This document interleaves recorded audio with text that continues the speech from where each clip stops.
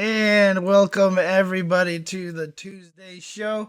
My name is James Chen and I am joined by the illustrious Ultra David and Tubaware. How are you guys doing? I'm doing so great. I'm experiencing a rare thing though. I don't know if you guys have ever felt it. I'm tired today. I feel like I might be the first person in the world to have experienced this. So I'll Yeah, let for you sure. know. Not that easy, but I'll make sure to power through it. What about you, Tupperware? I'm disgusted by your mockery of being tired, as I was born tired, and this is how I shall remain until the day I die. Well, that sounds like a big bummer, buddy. It is. I We haven't got not been tired for maybe 15 years now. Welcome to the Tired Boys Club, David. Always Yeah. room for more. I've decided that I wake up at 7 a.m. nowadays, so I'm gonna commit to that, and I've been doing it for a few weeks at this point, and you Well, know, hey, David, just let me know if you want me to give you a wake up call at 7 a.m. all the time, every day, because I'll be going to sleep at around that time. So, well, all right. Fun fact, Monday morning, I got to tell James good night as I started work because I noticed he was still streaming as I started work. yeah. Nice work, Honestly, everybody. I mean, I Yep. was going to sleep at around like 6 every morning. It's kind of shifted to about 8 every morning now. So, it's just like getting later and later and later. Eventually, you'll have a normal bedtime. Just Yeah, give it I like 3 know. years. That's kind You'll of the get there. hope that it'll wrap around at some point in time. Sure, So. you're on a 25-hour schedule. I've heard that exists. I think some people actually do have that.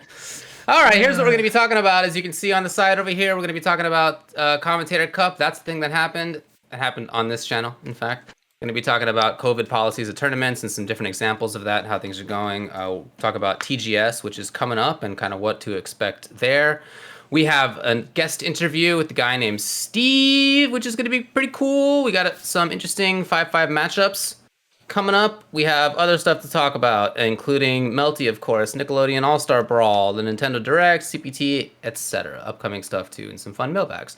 But let's begin by talking about this Commentator Cup that we ran on Friday. How did it go? Think it went well? It was all right. Think It it went was all real well. right. I especially enjoyed the production and the amazing overlays. Yeah, I think it went pretty well. It was fun. It was a good time. I got off the call with you guys and I cried a little bit. Some tears of joy. Okay. So Yeah, I mean it was a lot of fun. So it was Brock's idea, and seeing that like get put into effect and seeing everybody enjoy it on stream, and thankfully the players enjoyed it as well, which was super all important the money for us. raised, thank you guys again so Dude, much. yeah, no, I was gonna We talk about that. I was gonna talk about the fact that freaking we raised about including the subs that we paid half of that into. What was the total that we got It out was here? So, $1,297.98 so total for basically Matcherino. $1,300 Yeah, then Not bad, not bad. yeah, basically. exactly. And then what was the payout? Like what did first place get? First place First got place is getting $519. Second place is getting yeah. 259. Then 129.80. Then 77.88. Then 51. Then 38. And then we're paying out everybody 9th through 16th as well, $18 more or less. So So everybody at least got an everybody Uber got Eats paid. out of the deal. Yeah, super cool, super cool. It was definitely a lot of fun. Unfortunately, a couple of players couldn't enter because of work or computer related mishaps. Bummer. So we didn't get everybody actually in the matches, but we did of everybody who was there. We did get them all on stream, which is important Right. to us as well.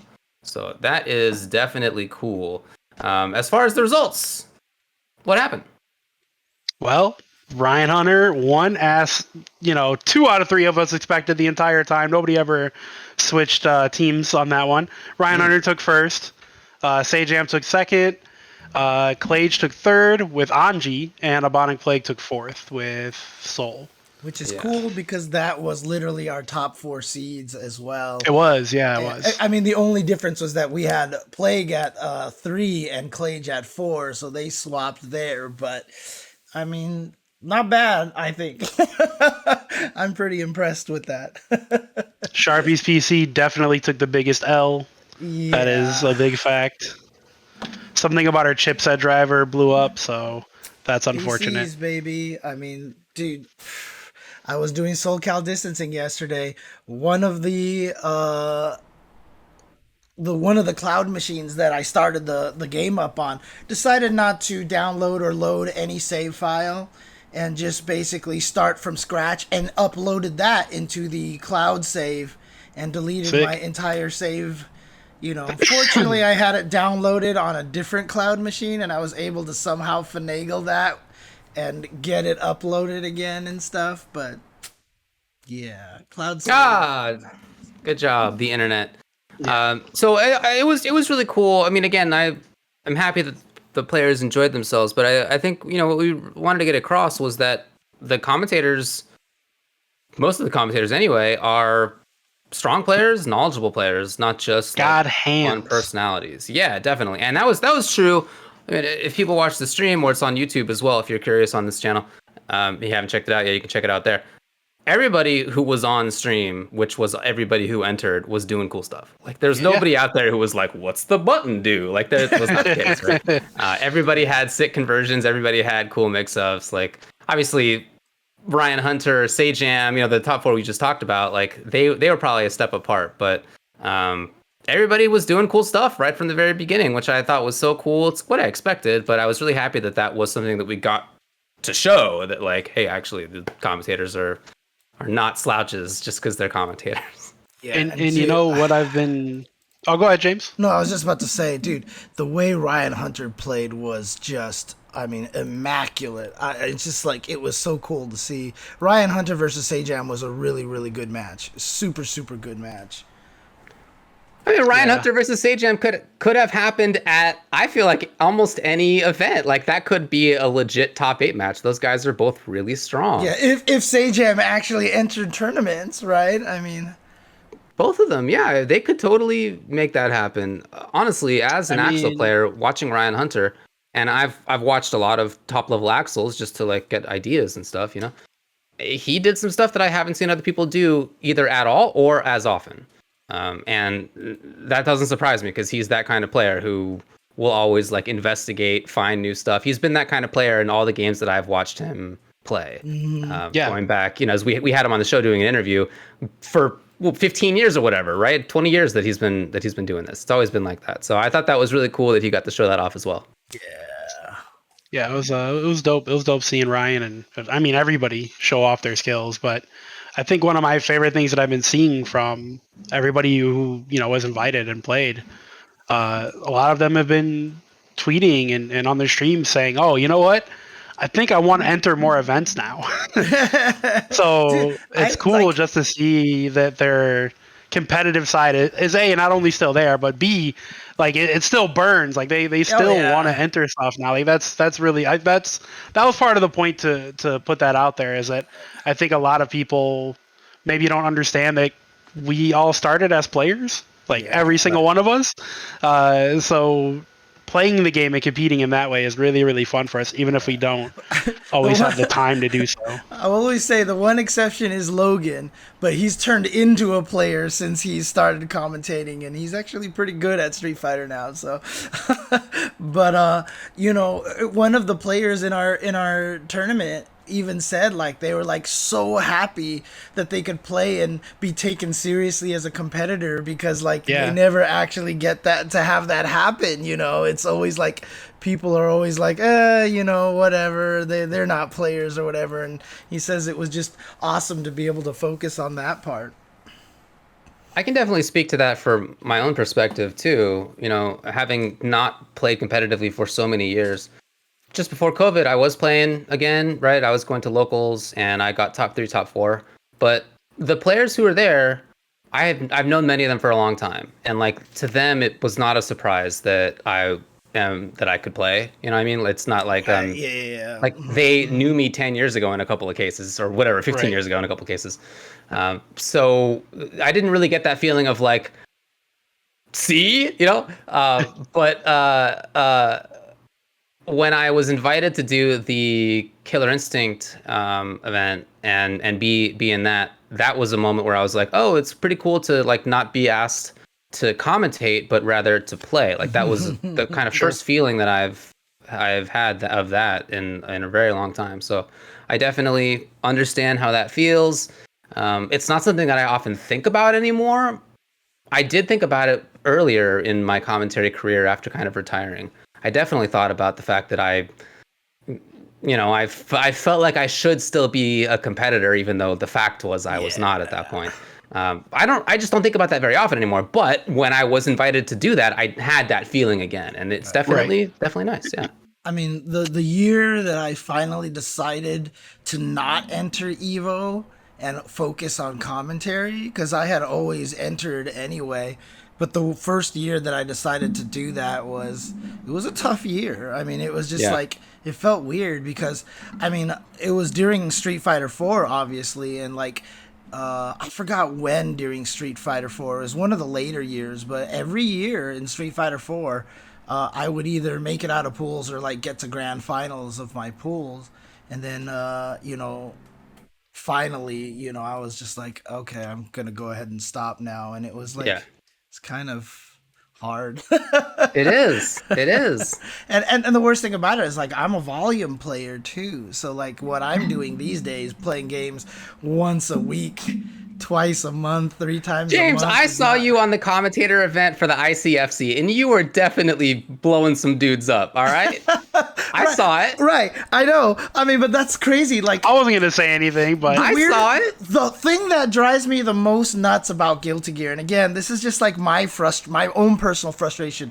Ever since Street Fighter 4, I have never grinded a game online because I just realized I hate ranked. Like, I just don't enjoy it at all. And the thing about it is, Strive, I am absolutely convinced if I put the time in that game, like I would just be blowing people up everywhere. And, me doing that so what's stopping you, man? Do it. That's just the problem. It's like, I just like, it's the online. It's just not fun. Dude, you do not need to do ranked. You do not need to do you don't have to play towers. ranked in that game. Just play against people. No, but that's what I mean. Okay. I don't like playing online. I just don't like playing online. It just, the reason why the SoulCal distancing stuff that I do works so well for me is because we all just sit there and talk and chat and we all take turns like an arcade. I've created that environment, but that doesn't exist. Like, that's not quite the same for me, even if I just go into lobbies, even if I just go out to the outside area. I don't know. It's just like, I'm not suggesting that you go into random player matches. Just send somebody a DM on Discord or on Twitter and be like, "Hey, you want to play a set?" Everybody in the world is going to say, "Yes, James Chen. Of course I want to play a set with you." 100%. Of course. Yeah, and then that's the problem there of the introvertedness, right? Like, I just hate bothering people, so it's that's like, I mean, I could tweet right now, hey, if anybody wants to play James Chen, they should bother him. And you'll get about 50 tweets. Absolutely. 50 ads. Oh, man. Absolutely. No more excuses. Right. Play the game. Get good. I want to see James Chen top 8. I want to see you have to choose between commentating or playing top 8. That's what I want to see.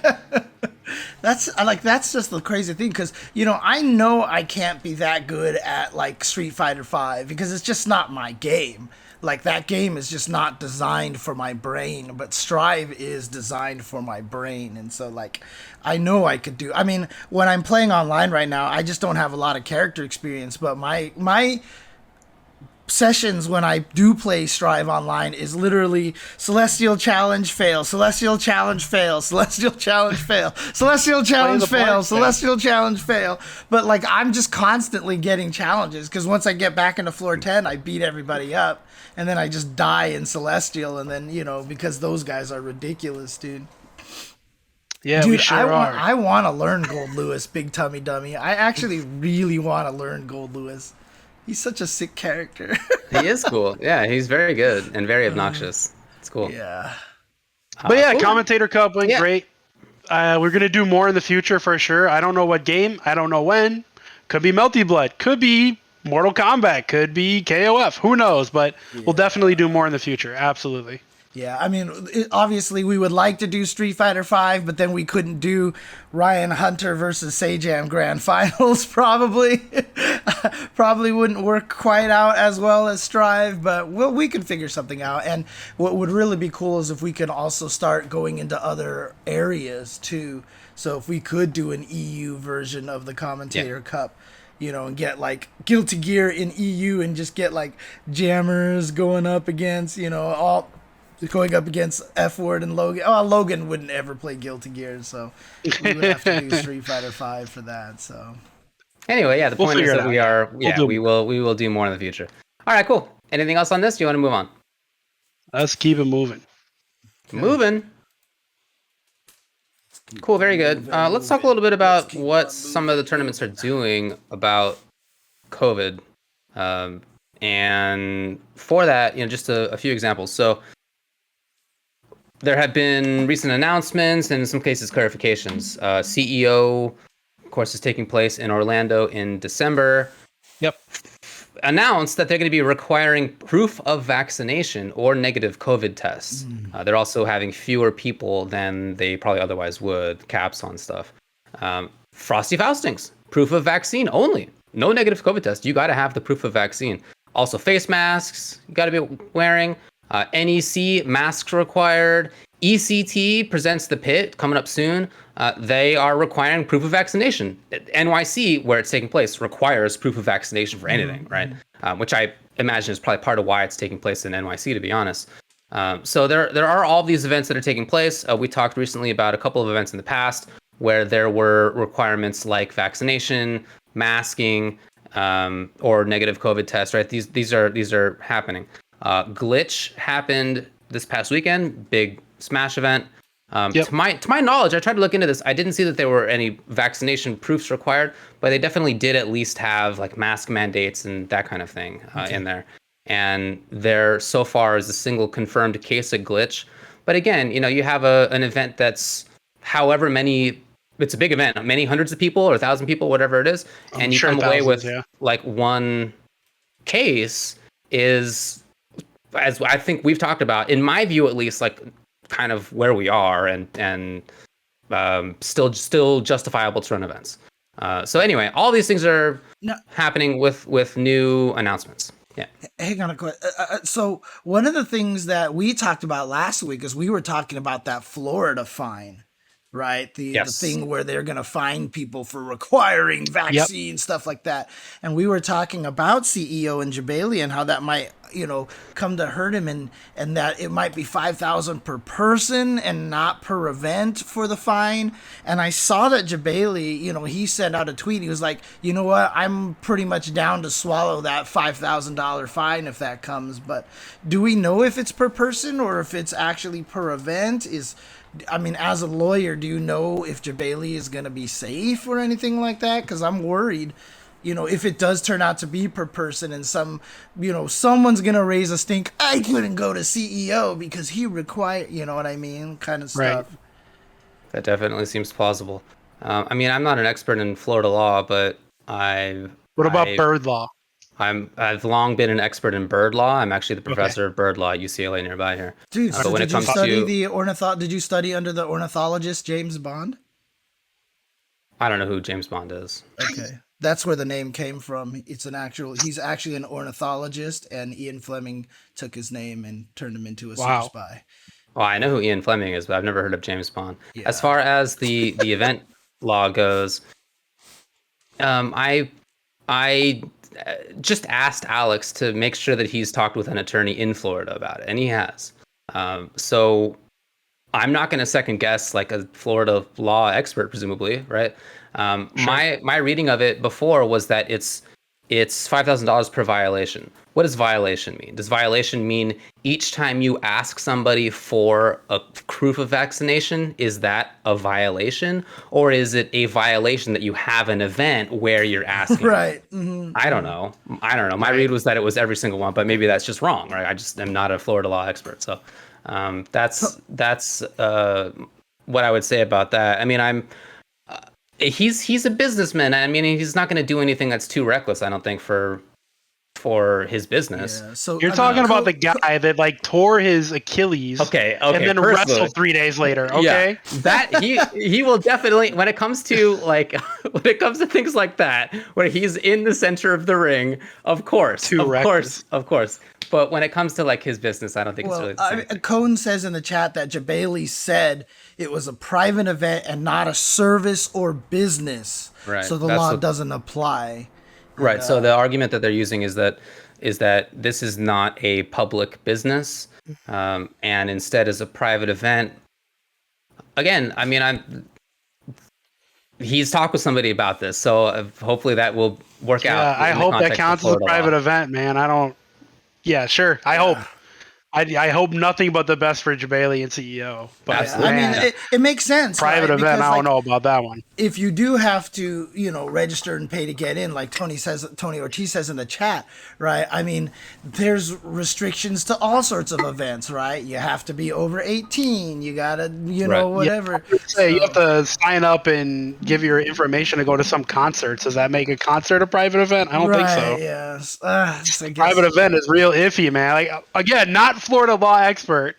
And again, however, as somebody else in the chat Good said, luck. there are laws in Florida. I mean, that's a pretty accurate assessment at this point. So it could. I mean, historically speaking, events are able to mostly do what they want. Yeah, I mean, I've certainly worked with a lot of TOs and other event organizers. That's been something I've been doing for many years on the legal end. And in almost every case, you can do what you want. It's not categorically true. You can't like deny entry to people on the basis of protected classes like sex and race and stuff, right? There's certainly limitations on what you can do, but it's still pretty broad, typically speaking. So one of the things that made Florida's law so bad, obviously the public health implications, obviously bad, but also like weird that in a state where it's like, anyway, there's no point getting into the clear nonsense of this. It's not even worth it. Dude, I just felt like this, like the David Rage meter was like. Yep. Yeah. Just let out a little gasket. Anyway. Absolutely. I mean, kind of off topic a little bit, but it reminds me of like the reason why you'll always hear Disneyland call all of their employees cast members and actors and actresses is that allows them, since they're not employees, that allows them to limit them to physical appearances and stuff like that. So, they have the ability to tell their cast members. For a long time at Disneyland, nobody working at Disneyland could have a beard or a mustache. Like, you just had to be clean. You had to have clean shaven. That's changed because I've definitely seen mustaches and beards on people at Disneyland recently. But that way they still have the ability to say, you have to be white to play Alice. You have to be, like they can enforce those kind of things by actually calling their workers their cast members and actors and actresses as opposed to employees. So a lot of interesting ways to skirt the line around that. So that's weird. Definitely true. And yeah, Shinmaruku, that state has about 50 years left before it's just almost entirely gone anyway. Look, I mean, what we wanted to talk about here was, whether, I guess, just kind of expound on what we've talked about in the past with respect to these things. Some of these events are going harder than others on this stuff. In some cases, there are legal restrictions on that, right? But in other cases, it's just, mask mandate, or it's required vaccination, or it's vaccination or proof of negative COVID test. Where do you guys feel comfortable putting that? I feel comfortable at requiring vax and mask, which is what Frosty's is doing. I mean, I know that CEO can't really do that. Laws and such and other events can't really do that. But where you can, requiring both right now, I think is the way to go. I think that's the safest way to go. I don't see why you would not want to be as safe as possible. So, yeah, vax and mask. Look, man, I'm probably going to go to Frosty's. I don't want to wear a mask the whole time. It's going to be terrible. It's going to be disgusting. It's going to be moist in there. I'll probably have to carry like 4 or 5 masks with me just to make sure that like it doesn't get too gross, right? But I'm going to do it because that's what we have to do right now. So just, be an adult and do what you're supposed to do. If you're going to go to these events, right? Yeah. You don't have to, but if you are going to go, mask up and be vaccinated. And I think that's what should be required where applicable. I've already said that I won't go to CEO, even if they were like, hey, James, we've selected you as one of the commentators. Come to CEO. I probably wouldn't go and do it necessarily, but for Frosty, like with a vax mandate and a mask mandate, maybe that is something I would consider doing at this point. But I mean, like I said, Jabali's kind of doing the same. It's tough right now. Like it's really hard to decide whether or not like I feel comfortable with it at this point. I mean, again, like I've been to a social gathering recently, where everybody was, confirmed to be vaccinated and stuff. And, so life has started to kind of get back to normal. But again, it's like my paranoia is hard to fight against sometimes. So. Look, I mean, it's not paranoia, I mean, this is it's real life. Yeah, yeah. We just passed the death numbers that the U.S. had in the 1918 pandemic. This is officially worse. It's not worse on a per capita basis, but hang on a second, David. Just want to say that Elvin Shadow is in the chat, and he says that we are definitely taking safety seriously. Our locals have the same policy, and it's just been fine for months now. So there you go, Elvin Shadow, of course, one of the main TOs of Frosty Fausting. So that's cool. Okay. So you're not being paranoid. It's a reasonable thing. And even beyond that, to the extent that somebody refuses to get vaccinated or wear a mask, I don't really want to deal with what that can say. There's reasons to not do it that aren't just about being selfish or being in a cult, right? There's other stuff too. But to the extent that it is, in some person's case, about being too selfish, viewing themselves as just an atomized individual whose personal choices don't have an effect on the larger world, being in just the weird anti-vax cult, those also aren't people that I want around, to be frank. So I'm okay with limiting that. I think that's been the case, been the case for many of us, that you kind of like see people in a different light, and it's a bummer. In many cases, it's been a bummer for me personally. With some of my relationships, but that's how it's gone. That's where they've chosen to go, I guess, and I haven't been able to change that. So I'm okay with having, it's again not paranoia, but on top of that, if this is a way to kick out some of the jerks, I guess. Get vaccinated, you nasty fucks. Jesus. I don't know. I mean, someone in the chat asked the question: when does this become all too much? And like, I just don't even think that's a question that needs to be asked, to be honest with you, because I mean, yeah, there is potential that some evil corporation might try to take this and turn it into some like crazy thing, but like, like suddenly now all of a sudden everyone has to wear chips on their, helmets or something like that. But like, chips on their helmets. That's not happening, wearing dude. Helmets apparently. Like, literally, so you guys know. See, that's what I mean. Like it could go, but literally all we're asking is you get vaccinated. And again, this is not even anything new. We've been required to be vaccinated for diseases all over for decades now, right? For a very long time. And the worst thing about it is we're going so backwards that I saw some states or something like that was saying, well, you're right. We have required vaccinations for measles and mumps and stuff. So let's stop requiring vaccinations for those too. And it's like, what? Yeah. By some states, you mean just Florida. Florida and Tennessee, I've read. Oh, Tennessee's done it. Oh my! They haven't done it. There's just people calling for it. Oh, that's what I mean. Like, come on!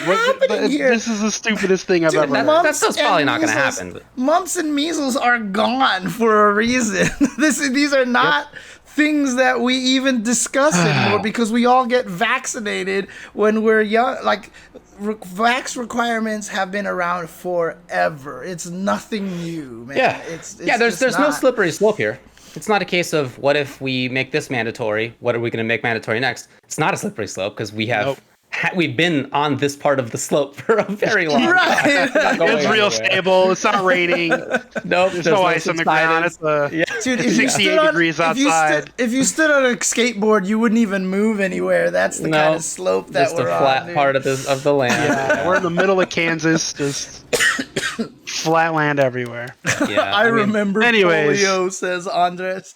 because you're 400 years old. Yeah, polio had a lower rate of transmission and also a lower death rate for people who had polio than COVID does.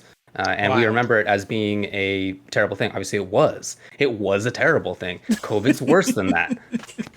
Anyway, obviously, we've been through this conversation many, many times. Yep. Yeah. I'm glad to see that events are doing stuff, taking it seriously. I hope to see that level of seriousness continue. When is it going to end? I mean, when will people get vaccinated? That's the question. The question is not something I can answer. Right. It's exclusively answerable by people who choose to get vaccinated or not. That's it. Also, if they're able to, because obviously some other countries are having trouble because they just can't get access. I'm talking about our very privileged American context for sure. Okay, It's very different than other places. Yeah, I mean, I've long been saying we should be giving way more doses of vaccine out to the rest of the world.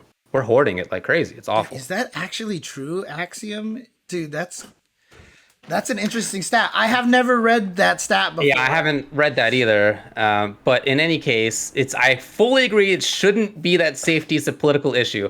A lot of people don't want it to be, including me. People who do want it to be, though, are making it a political issue. And I can't just be like, that shouldn't be a political issue. And it's not going to be. It's just not how it works, unfortunately. Yeah. All right, Anyways, let's move okay. on. Let's move on here. Tokyo Game Show expectations.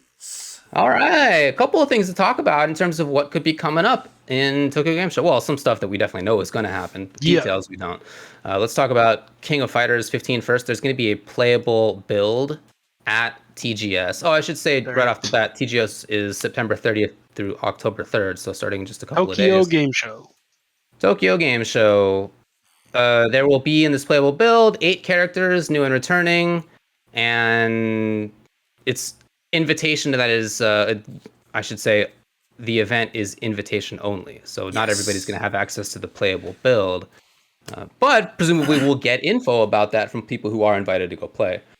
Yeah. In addition to that, also, just want to do a shameless plug here, but they're doing a presentation video for King of Fighters 15 at Tokyo Game Show, which will start at around 9 p.m. tomorrow Pacific time. So basically 1 day and 3 hours from now. And so at 8 p.m. tomorrow, myself, Olaf, and Kitty will be doing the synchronized stream, and we're actually going to restream that video and basically synchronize reacts to the TGS videos. So Great. If you guys want to tune into that, that'll be on twitch.tv/jchenzor, and we will be reacting to the KOF 15 video. yeah, right. Are you talking about the thing where it's KOF 15 dev talk, info on systems and characters, and exhibition match? Yes. Sick. Yep. So there's going to be a lot of info coming out on that, I'm sure. So lots of KOF 15 stuff happening in the next couple of days. In addition, Guilty Gear Strive will have some info. October 2nd, 9 p.m. Pacific time, there's going to be an Arc System Works special program, which will show Strive. In addition to River City Saga 3 Kingdoms and River City Girls 2. Dude, So, I'd never heard of River City Saga 3 Kingdoms until I saw it in your notes. And Yeah. I immediately had to look it up. There's no Yeah. gameplay footage or anything, but like, I'm just like, what? yeah, Because- dude, as soon as I saw that title, I was like, James needs to know about this. Like, Dude, that was I- actually my thought. I know you're so into that. Dude, if there's gonna, because I love River City Ransom, okay? Like, that's just a great series of games already. And I love Three Kingdoms. Are they gonna make a little chibi beat 'em up with Three Kingdoms characters, like Dynasty Warrior style, but like dude, I need would to be know cool. about this game. I need to know about this game. Well, you will. October 2nd at 9 p.m. PT, you will. So as far as the Strive stuff goes, we don't have any info that I've seen on what they're going to be talking about. However, we could speculate wildly. You want to speculate wildly? Do you think that the next DLC character is going to be shown at this No. event? Bleed. I don't. Huh? I don't think so, actually. Okay. That character's not supposed to come until, what, December? Yeah, but I mean, Why would they Tokyo show them Game off Show's now? like- That's not very Arxis of them. But it would just be a good hype trailer. Right? Nah, I guess that's kind of true. Maybe. I think they're going to show off all the new system mechanics that they're adding to the game. I think they're going to show off how the game is going to wildly change with the October patch. I think that's what's going to get shown off. You think it's like a big change, huh? I do think it's a big change, yeah. Interesting. Yeah, this is part of what I want to speculate wildly about. I don't feel like they would have talked about the October system change patch unless it was going to be big system changes. And James is freaking out over something, I don't know what. But that's what I'm guessing. That's what I'm guessing. They put screenshots of that River City 3 Kingdoms. Oh my god. It's like designed for you. I need to send this to my brother, dude. I need to send that to my brother. Holy crap. Okay. Anyways. Sorry. But yeah. I don't know what they're going to change. I have no idea, but I think that's what's going to get shown. I think they're going to show off system changes rather than the next DLC character. I hope they do. I hope it's Happy Chaos and he looks dope and I get to play him and blah, blah, blah. But I just don't think they will. I think it's too soon if the character's not coming until December, rather. Yeah. Well, okay. What kind of stuff are you expecting will change in the system? Dude, I have no idea because I really like the game the way it is. I'd be fine if it stayed the way it is. Yeah. I think there's so much more to explore. I don't want big system changes, dude, but hopefully they make them and they're dope. I mean, that's all I can really say. It was Kizzy K had one of the most interesting changes that he wanted to the game when I talked to him a few weeks ago.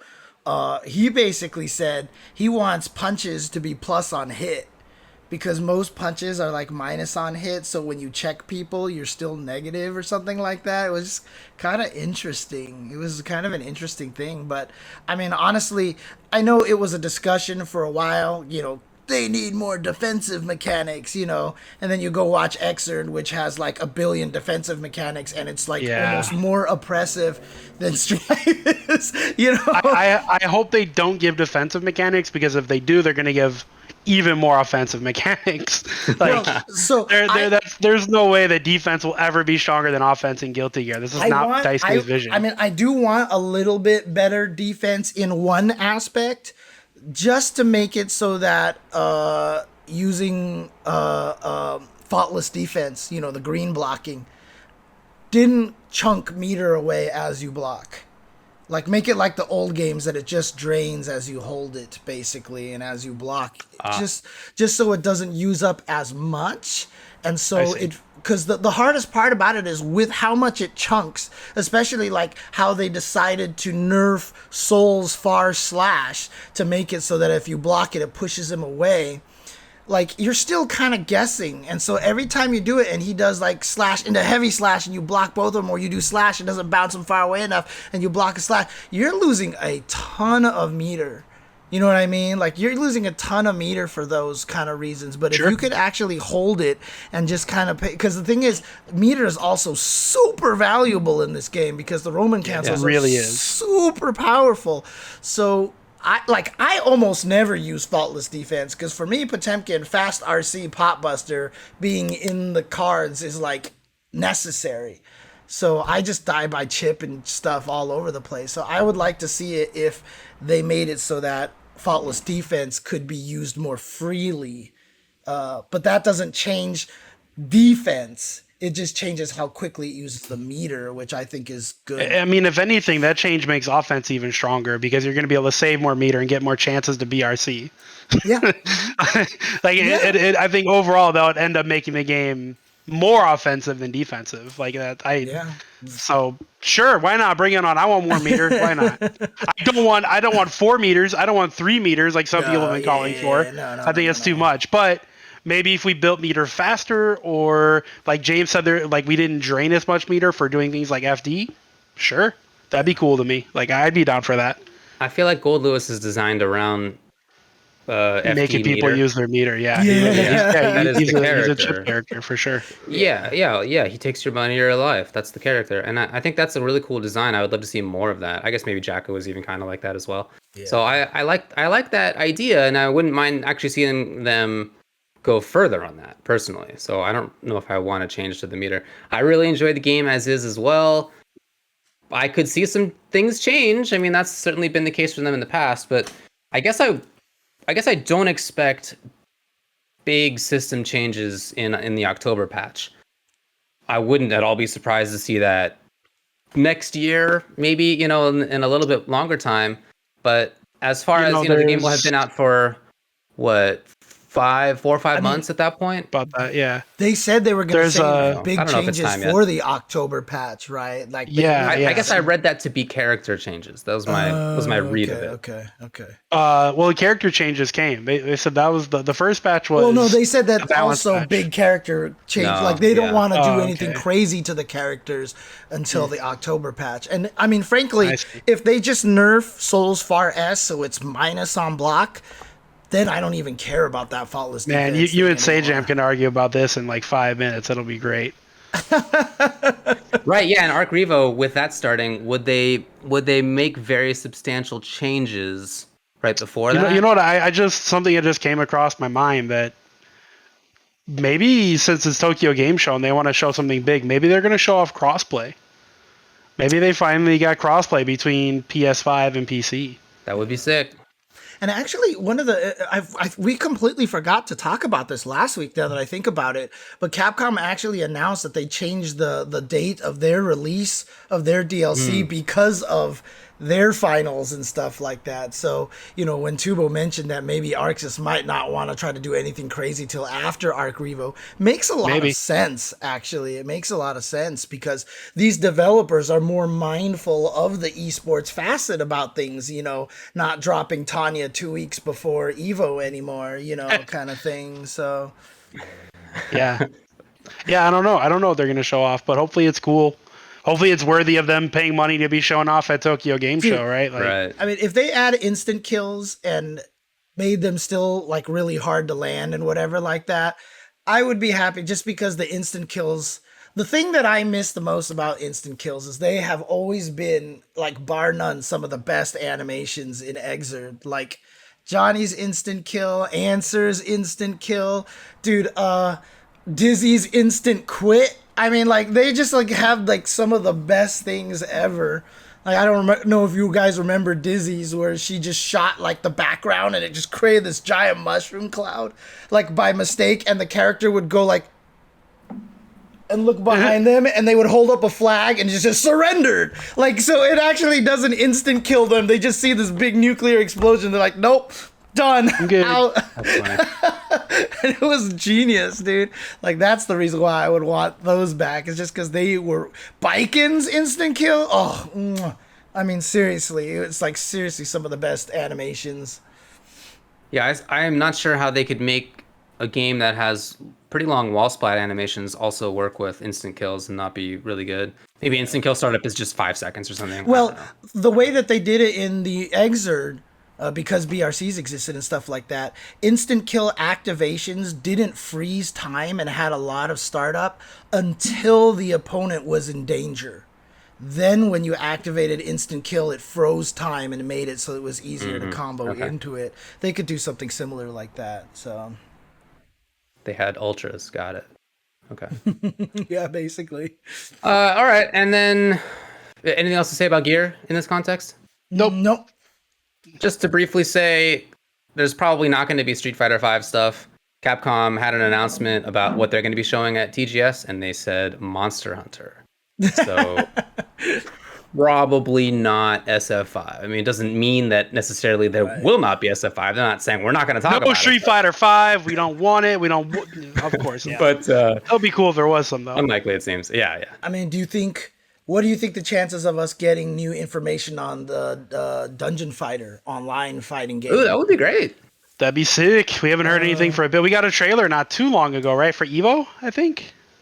Didn't we get a trailer?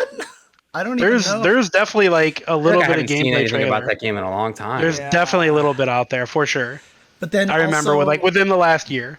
I mean, I'm gonna Google it within now. the last year, yes, But definitely. within the last like 6 months, I'm Googling it now because now you're looking at me like I'm insane. Didn't they say also that they announced that they're working on a new Unist or a Uni game? Maybe. Uni. Yeah, but that was just an announcement of the announcement, basically. There's nothing that went beyond that. I just want them to come out with a new Under Night game so that they can just finally shorten the name down and just call it like Under Night in Birth 2. You see how much text they use in that game, James? They will never do that. Dude, Yeah. when we were doing That game is half Commentator text. Cup, and we were listing what games people commentated, I was typing out the name of every game except for Unist. Like, I just wouldn't do it because it took up too much space and I couldn't fit the rest of it into the page. So that was like the one game I would abbreviate. Tupperware is furiously Googling. I am. I'm looking Dungeon for Fighter it. stuff. I am. Dude, 100%. he's Mandela affected himself to the point where he believes I there could have was a swore trailer. we saw something.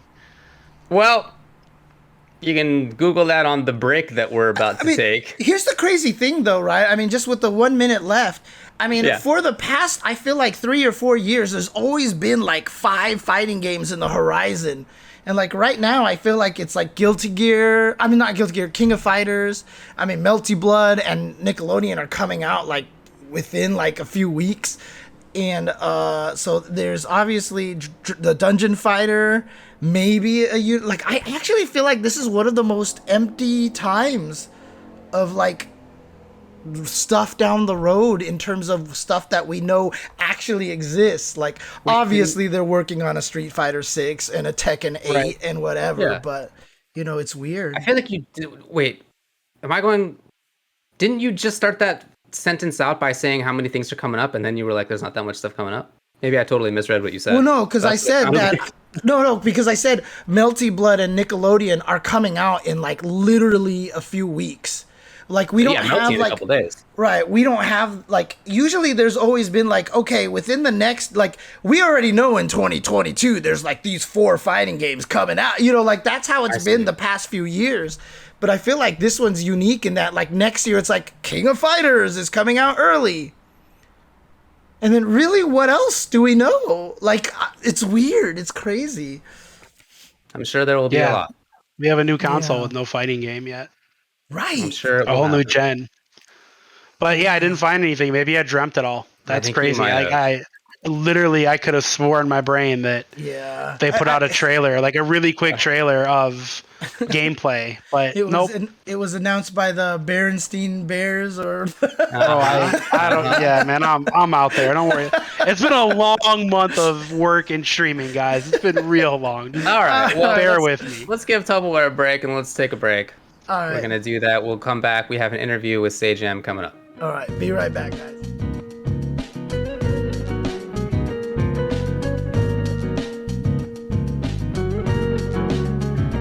Welcome back, gamers, woo, to the Ultra Chen TV show. I hope everybody's been enjoying it. We're introducing our next guest all the way from Southern California. It's me, Sajam. What up?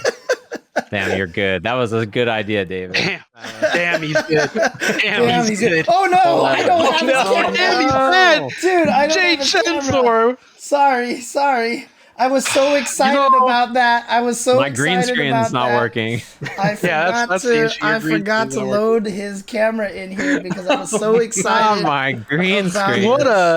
What an incredible segue. What a great intro that led into this. Failure on my part. I'm so sorry. Okay, we're good. We're good. What's up? Well, All right, I'm out of here. So- How you gamers doing? Good, dude. Thanks a lot for coming on. chilling. you got your coffee? You got your coffee going here? I drink my second cup of coffee every day at 6 p.m. So yeah. What do you got? What kind of coffee do you got? This is I don't remember. It's like a medium roast that I got at the grocery store and I made like 4 days ago in this cold brew thing, and there's just like a third of it left. Dude, I think it's funny. I've always laughed at this. Other people meal plan, you know, they'll like at the beginning of the week put out all sorts of food that they're going to be eating over the next week and all healthy portions, and you do that with coffee. I do. Yeah. I make it, it's a batch at a time, you know. I got like a big it's like a gallon that I make, and it's Yeah, just yeah. it's got a little spigot and you just like get a cup. It's really nice. All right. Well, cool. Thanks a lot for coming on. So we're going to be talking about all the stuff down there at the bottom, but I always think it's cool to start out by asking people how they got started in fighting games, both how did you get into fighting games in the first place, but then also how did that turn into you taking fighting games competitively seriously? Yeah, for me, I think like a lot of people, I played fighting games when I was really young, but like not very, you know, we all just kind of dabbled. And then, Street Fighter 4 came out, and all my friends like really wanted to play Street Fighter 4, and I thought the game was kind of whatever. I was like, I don't know about all this, so I wasn't really interested in it that much. And I was like, I think I got it at like a deal with like Morrowind, like the Elder Scrolls game, and like something else, and like it was like a deal pack situation. Wow. All right. I was kind of not interested, and then I watched the Evo finals with Justin and Daigo, and I was like, okay, maybe I should take this more serious. This looks fun. So then I was like playing it more and more, and then you guys remember then like Street Fighter 4, like in Super had the team event thing. What ended up happening is like it randomizes your team order whenever you play. And I was playing with two of my other friends. One of them is Brad, who you guys know, Bradley Sonic Boom Brad, who's on his honeymoon. I hope he's enjoying it. Cool. Yeah, it like randomized our team, and there was like me first, and then a friend, and then like him or something, and like that. And he's like, "Wow, the game randomized us weakest to strongest." Like he said that. He said that when it randomized us, and I was like, "I will never lose again to you." Fighting games. I started playing fighting games like mad serious. It's like the ending. It's like the ending of Gone with the Wind, and I will never lose again. Yeah, the end. I was like, wow. I will never accept a loss again. I was so petty about it, and then we just ended up liking fighting games. So him and I just played a bunch of other fighting games, and it was great. I mean, you've had that competitive fire in you too. You wrestled in school. Like, do you feel like is that the draw for you? Is the competition then the thing that you really care about in fighting games? Yeah, I like the competition a lot, but I think equally, or maybe even more, I like thinking about the competition or thinking about like the game or sport or activity or whatever it is to like an obsessive nature to like the point where, you know, you're like, how does this work at this level? And like, why was every decision made? And is there a better decision to be made? If not, like, you know, could there have been a better decision earlier or later or whatever? I was the same way with wrestling. Like, it was really something I cared a lot about. And then same thing with most of the games that I ever picked up. And then fighting games is just like the genre that I stuck to more than almost anything else, especially because there's like always a new fighting game. I'm sure if I was playing some other genre, I would do the same thing in that. But yeah, for fighting games, it feels right, you know. Did you ever get into any of the other competitive games, even at least a little, like, you know, like RTS or anything like that? Yes, I'm a sober League of Legends addict. I used to play a lot of RTS. I play a lot of shooters still. It's actually like when I'm not playing fighting games, I usually play shooters a lot or card games. I like TCGs a lot, so I was playing a lot of Runeterra, and I used to play Hearthstone and Magic and other stuff. So yeah, in those games, it's the same way. What's funny is like last year, my 3 most watched streamers are like all card game streamers. I think actually, just like I was just playing so much Runeterra that I was watching it all the time. So what about fighting games is the thing that keeps you there rather than any of the other ones? Yeah, go commentate Hearthstone already. I love card games. I don't want to do Hearthstone though, but I would do a different card game for sure. Yeah. For me, I think with fighting games, it's like unlike card games, which I like a lot and I play a lot too. Is the physical aspect of it is really important. It's what I like about wrestling too. It's the same kind of thing where like your own personal motivation to improve and like just be better at it and self-analyze and all that stuff is like really important. And the physical element and the strategy of fighting games together is something I really like. Card games, it's not really the same in that aspect. It's largely just like decision making and like, is this the right choice? Like, well, I could play around this or that and I can do this. Like there's lots of options there, but the fighting game aspect of like it being alive is what I enjoy. That definitely makes sense. So you weren't interested initially in SF4, but when a little game, well, okay, I'm not gonna set it up, although I think it could be funny, but I'm gonna ask you. Go off, King. No, it's all right. So what?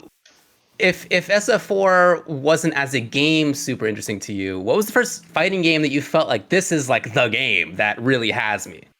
I liked Street Fighter 4 a lot, and I loved Marvel 3. I was like a huge Marvel 3 fan, and I think if I wasn't like in high school and like not, I was commentating more often, I would have done more Marvel 3. But then the greatest subgenre of fighting games ever, NRS, dropped Injustice 1, and I was like, well. And I pushed it out of the way for Killer Instinct. I was like, hell yeah. Yeah. No, but it was just the timing of it. I'm sure like for all of you, it's probably similar. Like the time that I was like out of high school and then I had free time to actually like go to events. Like I had a car and money for the first time ever. Like Injustice and KI were like coming out, you know? So I was like going to events and those games were new. So I was just playing them and trying them. If I was a little older and I was playing Street Fighter 4 or Marvel 3 and at the same time period, I'm sure it would have been the same thing. But it's just like, yeah, those games came out and finally we were like, hey, maybe we should go to like Super Arcade's not that far, right? Like maybe we should just go to a local. And then I went to a local and I had a great time. Now, obviously, at this point, you know, you've transitioned into commentary. But even before we get to that point, I mean, you know, I kind of want to talk about you competing because you did really well in some of the early Killer Instinct tournaments and stuff. And, you know, is there a dog down there? There's a puppy. Yeah, he gave me a water bottle. Hey. Oh, good boy.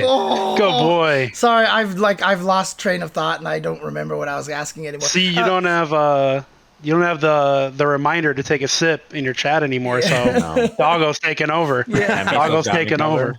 No, Yeah.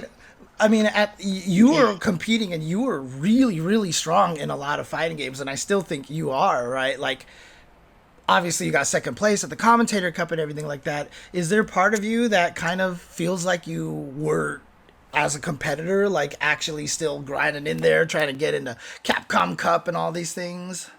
My thought process was basically like I did commentary not because I didn't want to compete, but because I thought the kind of commentary I wanted to do was not, there wasn't enough of it. So I kind of did it as like I think most people, you go to an event and they're like, Mondo's like, hey, get on the mic. We need somebody to go do it. And you're just like, okay.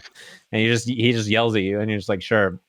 But it was basically because the kind of commentary I wanted for all the games that I wanted it to do it for didn't exist. And there's like a lot of players, right? Like, you know, if one player disappears, like they're just going to get, you know, a new player's going to show up any day now and just place in the bracket and get top whatever. And, you know, that kind of stuff. But the kind of commentary I wanted to do, I felt like, you know, I should try doing it and doing it more because it didn't really exist the way that I wanted it to. So I just focused on that more. And like most things, I would have rather focused like fully on doing commentary well, rather than like do a bit of competing, do a bit of commentary, but like your efforts are split in a way that's like less satisfactory, you know?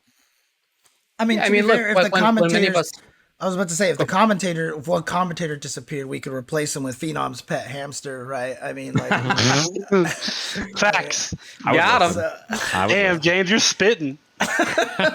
when a lot of people go into commentary, it's at a point where the competition isn't working out as much anymore. You know, I mean, I think that's true for Listen, many of speak us. for yourself. People like me and Sajam, we went up on the top, okay? We're the best of the best of the best. And we said, you know what? We can also be the best commentators. It was that simple. As you saw on Friday night, there are commentators who are very strong fighting game players still. I don't mean to say that none of us are, but nevertheless, it's the case that for a lot of people, the playing career, even if it's not like they can't do it anymore, it's like for other reasons, it's less, they don't have as much time or like whatever it may be. you can So call commentary me out, also David. looks. You can call me out. It's all good. Obviously, I have reasons for not playing anymore. You know, I mean, this is the case for any of us. Anyway, for you, it wasn't really like that, but nevertheless, you made this decision, and I've always thought that was cool that you recognize like it's hard to be good at both. But how did you feel about giving up that competitive player side of things? I mean, I love competing. I think it's super fun. To be honest, like I would do it more often if I wasn't commentating. I think like, especially like during COVID times when there was like less events to go to and stuff, I was really like, man, maybe I should enter some online tournaments, but they usually just happen so late or like on days that I'm usually taking off anyway that I'm like, maybe I shouldn't. But in my head, like I don't mind, like I can enjoy the game both as a competitor, like, you know, playing in it and like feeling that kind of competition and the level of play, or as someone who is like coaching. Cause I did, you know, after I was wrestling, I did wrestling coaching and I was like the same enjoyment. I really liked it. And then after, you know, playing, I was doing more commentary stuff. And so I wouldn't mind doing more competing. I do miss it, but at the same time, like I don't need to compete to feel the same things that you get from enjoying fighting games at a high level. Like I am, to be honest, most of the time, I would rather like be in a place where there's like all the good players that you're going to play in bracket and just play against them all night than play in a tournament against them. You know what I mean? I think like a lot of people are like that, where I would rather go to a place where there's casuals with like, you know, the 10 best players in my region than like play in a tournament with them and like play less games. And you know what I mean? I'd rather just compete and play more. in that Yeah, one. that's one of the reasons why Combo Breaker is like the players tournament, right? Because they've got the 24-hour venue and they all get to play each other all the time. And yeah, that's really important to have for strong players like that. Hey, don't forget Frosty's has it, I believe now too. Correct me if I'm wrong, Elvin and Mike, but I guess Mike and Mike, but I'm pretty sure Frosty's has that as well. So Okay. Yeah, I was gonna say, like, when I went to locals in Japan, that was one of my favorite things about it. Is like they didn't really, the gambling laws and stuff. They don't really care about tournaments that much. It's more Right. like every gathering is just like, hey, we're gonna play casuals all night for like 6 hours, and I'm like, sick. That sounds great. I would love to do that. Yeah, Elvin Shadow says there will be 2 24-hour ballrooms There this you go. year. So there you go. So you did make the decision to go more into commentary. Was there, with your focus on commentary, did you have like antecedents for that? Were you in acting? spell antecedents. Okay, all right, Yeah.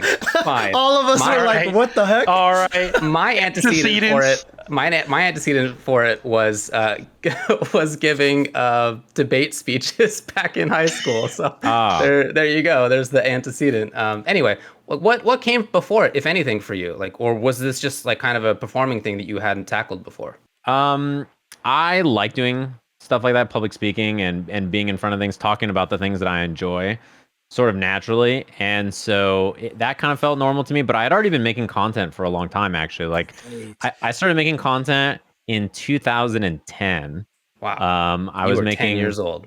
I was just a child. I was 13, 14, something like that. I was joking. Oh no. I was actually pretty close. I You was were like just making a little kid. content at 13 years old? I know. You're like a fresh-faced little kid. Dude, you post a video, they're like, all go it- die. You're like, oh, Just okay. make me think of those kids who are like that one kid who was like reviewing Sonic characters or something. You know? That was me.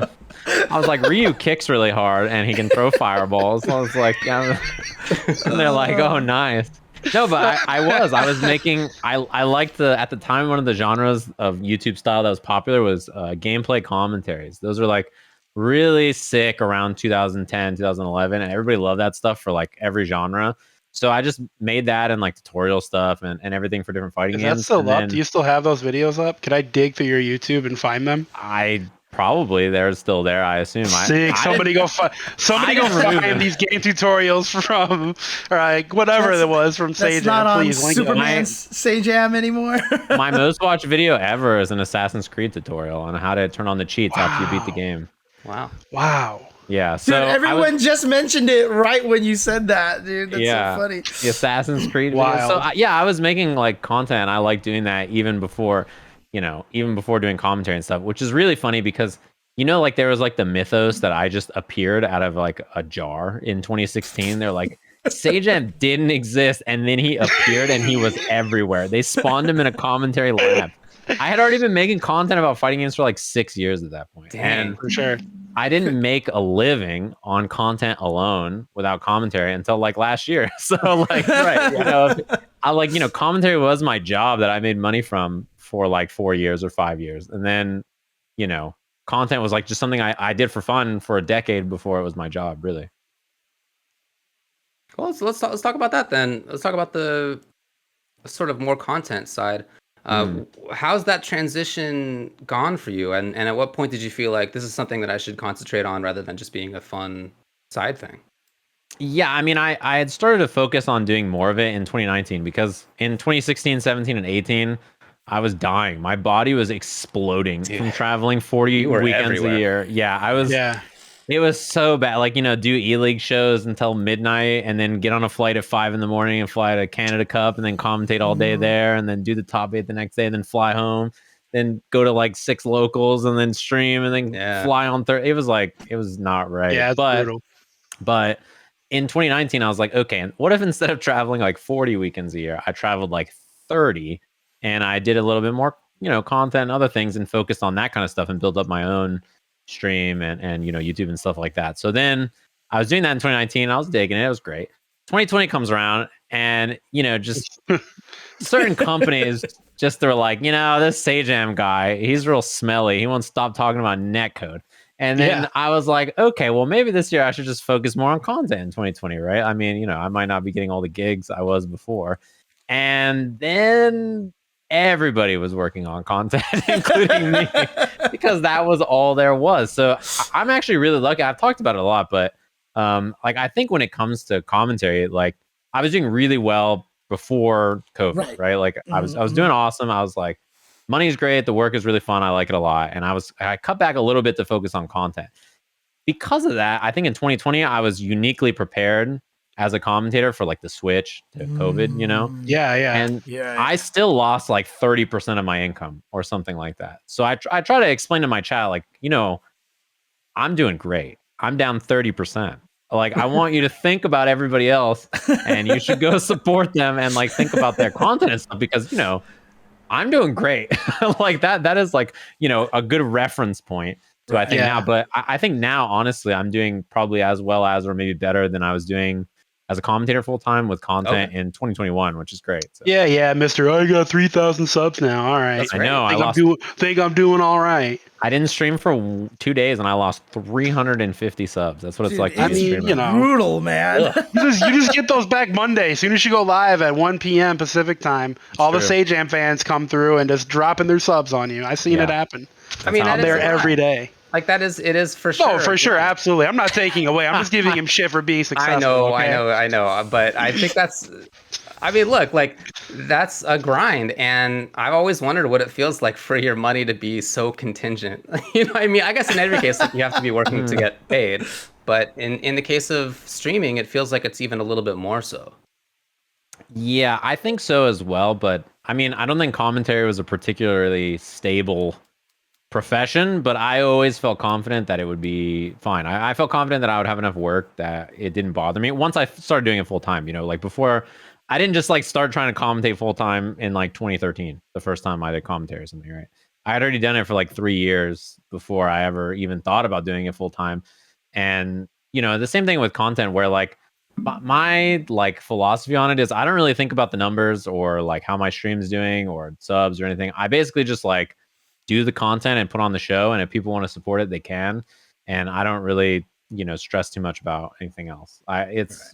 You know, I'm thankful enough that my content does really well and people do want to support it. But like some streamers are like, you're not a sub, scram, nerd, get out of my stream. But it always makes me feel bad, you know, when like people come in, they're like, you know, I really can't afford to sub this month. Right? So I'm sorry, I can't. I'm like, do not apologize for subbing. Yeah, you need that $5 way more than I do. Yeah. Homie, please. Don't worry about it. My stream, I don't run ads.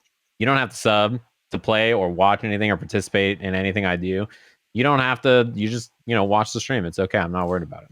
But I mean, like, what do you think was one of the main secrets? Like, I've always, whenever I talk about your stream, you know, I talk about, you know, the consistency and just the ability to keep doing this, right? Because, and obviously to provide good content, but lots of people provide good content out there. But, you know, I feel like, you know, your fan base and stuff is built over years of just consistent streaming, hard work, and planning shows and all the stuff like that. So, you know, a lot of people I know when they talk about Maximilian, they're like, why does he have so? I mean, like, it's deserved, right? It's a lot of work that you put into this.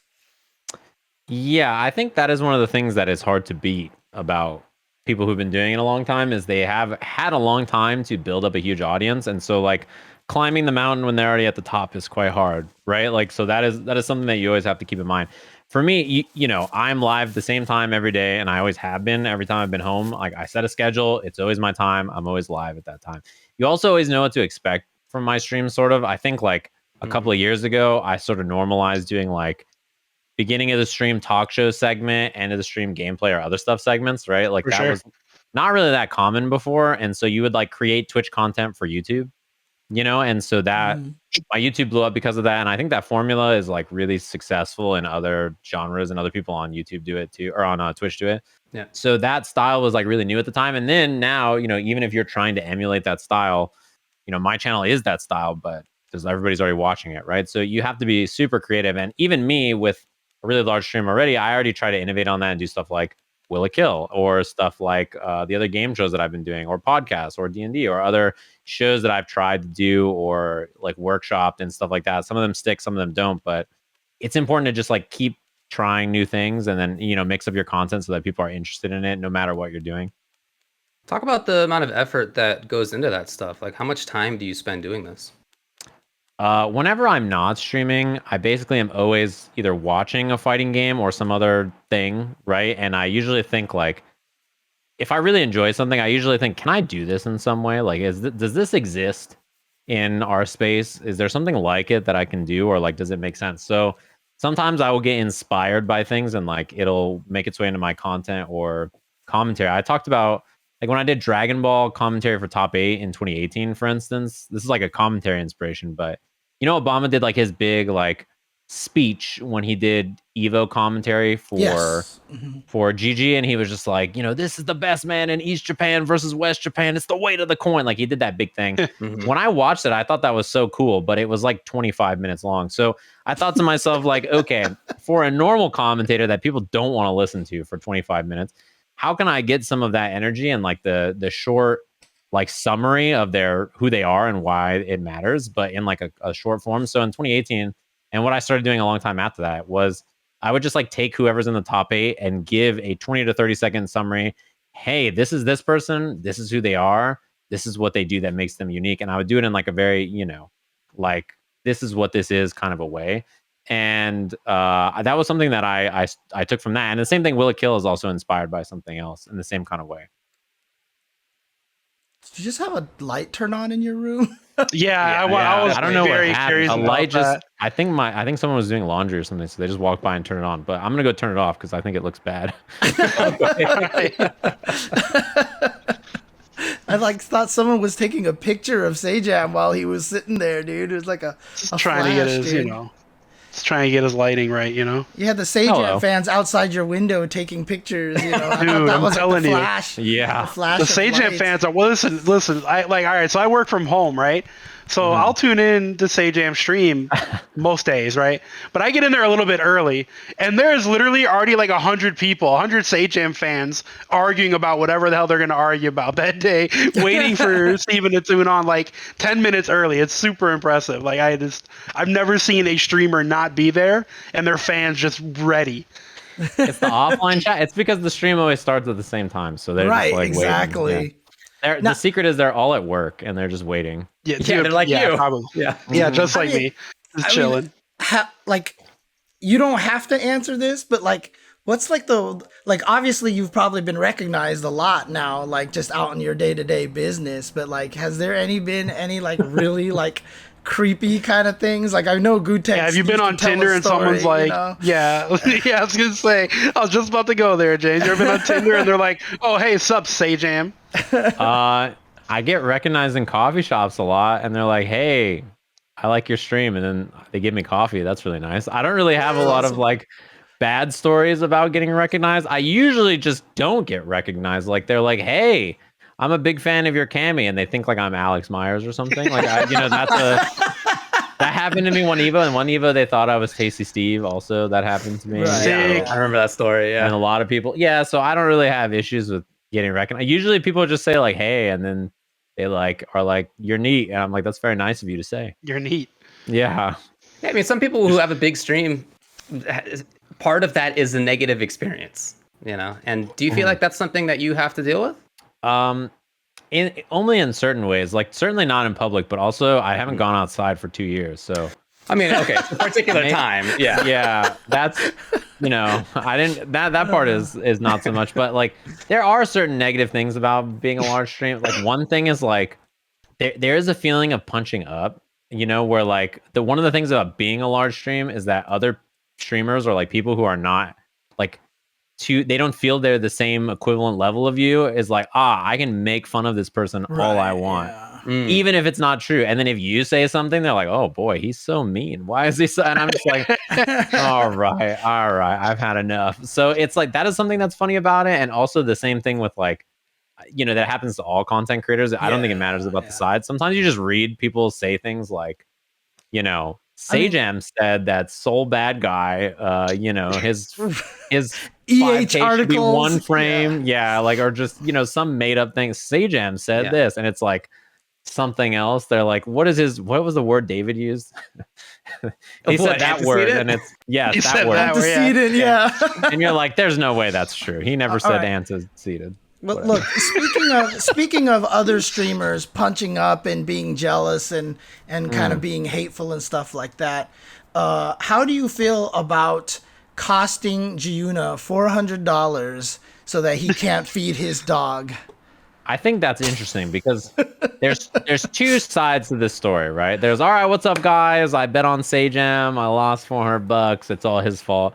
Then there's the other side, which is that after joining Panda Global, he became a degenerate gambler with no self-control, has a dog, and is clearly not fit for ownership because he's frivolously gambling away money that he can now not afford to feed his animal, and you should call the police.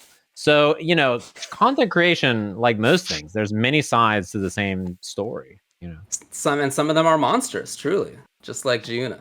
Yeah, and accurate. Horrible person. That's what I've always said personally. So what we're talking about is you losing to Ryan Hunter in the Commentator Cup, where Giuna had bet that you would win. You end up getting second place. Had you guys played before? I heard that you had played before, you and Ryan.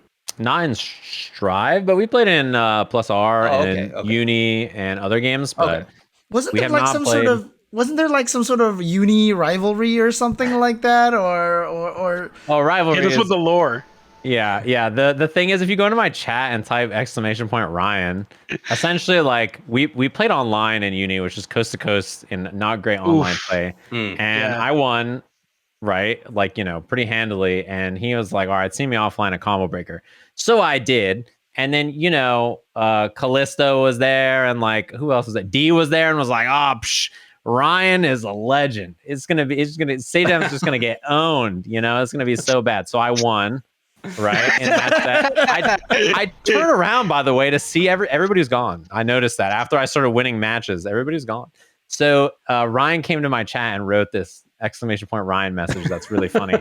And I see it in the chat right now. Yeah, it's a classic. And then we played in Plus R, which Uni we both picked up kind of like neither of us were Uni players. I played Plus R, which he used to play Accent Core, right? He didn't play Plus R much, but he was an Accent Core player, and he would always beat me in that game because he is just a wall. You can't get in. It's just a nightmare, right? So.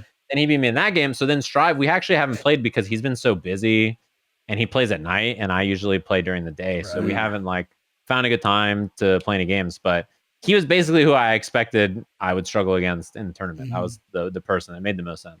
So did you ever go into Ryan's chat and was like, see, what really happened was no, I didn't have enough coffee. And Sajam here did that all on his own stream. Okay, let the whole world know that it was past 2:30 p.m. I went to the pants store and they didn't have my pants, and that's true. I had to drive all the way back. This is real story. They went to the pants store. And they were like, we don't have your pants. You had to go all the way back home. If I was mad, pants store? Somebody asked me if I was mad, and I was like, I am furious. I went to pick up my pants today, and they didn't have my pants. That was like my answer because I'm not mad about the tournament, but I was mad about my pants. Yeah, I bet. Have you gotten your pants since then? I did, and they're great. I'm really happy with how they came out. I got them hemmed, so I can't congratulate you on winning Commentator Cup, so I'll just congratulate you on getting the pants. And got the pants.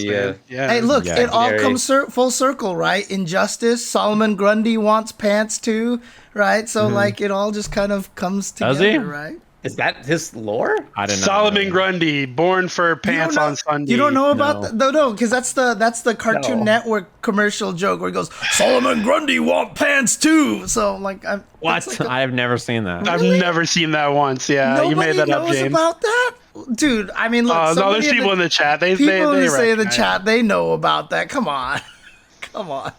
I just showed my age again. I thought they put on a Dungeon Fighter trailer, and I wasn't very sure of it, so I can't make fun of James for DFO imagining Solomon Grundy pants. Wait, there is a DFO trailer from a while ago.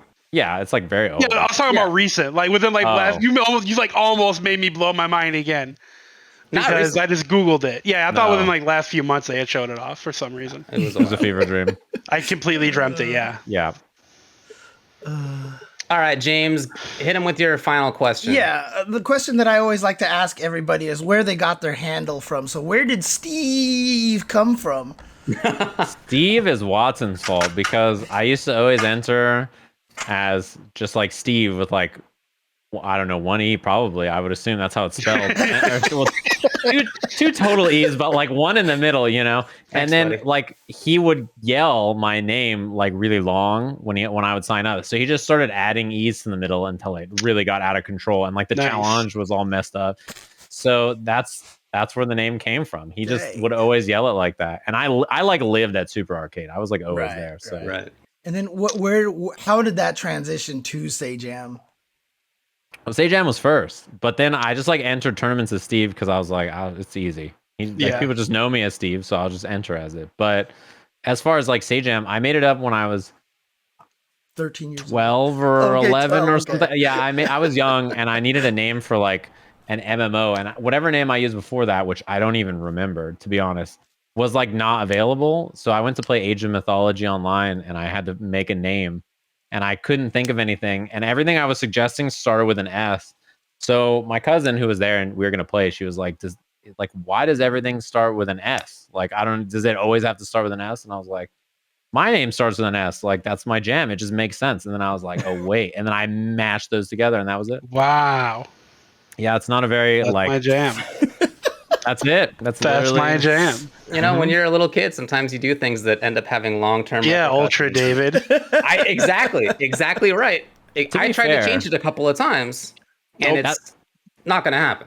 Well, I mean, Ultra David's good because your name is David. So like people just call you David. I feel like that's really, and same That's with true. James. He just has James. For me, I mean, my name is pretty good. I like it, so I'm not that hurt. It could be. I could be like. Original. I could be like, you know, like Bonkler 69420 or something. Digital Yeah, it Bonk could be Chonk- something real bad. Bonk Chonkler. Yeah, I could Yeah, be it could be something real bad. just some nasty, you know. Jago Jeff- 4 XX Jago 420 XX 420 YOLO Blaze It. Yeah, Skater die. Jeffrey Pigeon 4369 Plus like ratio. Plus Sajam does Will It Kill on Yeah, Friday. just some stupid name. It could be way worse. I got lucky. All right. Before you go, when are you gonna see me in Strive?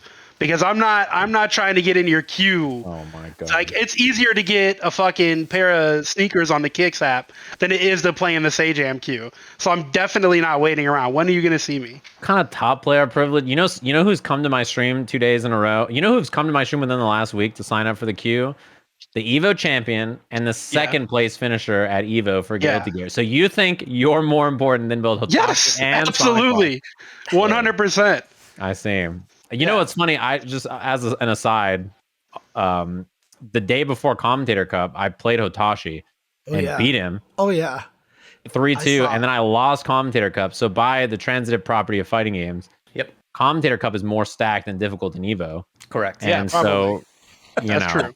when you think of, I also beat Leffen in the beta Mhm. 1, I think. Big left. Same So- here, dude. Come on. That is the United Evo Championship. I beat both the Evo champs from NA and EU. Yo, Wow. dang. So, the So when I Commentator beat your ass, that means that I'm gonna be the best see, player okay. on planet Earth. Cup, All right.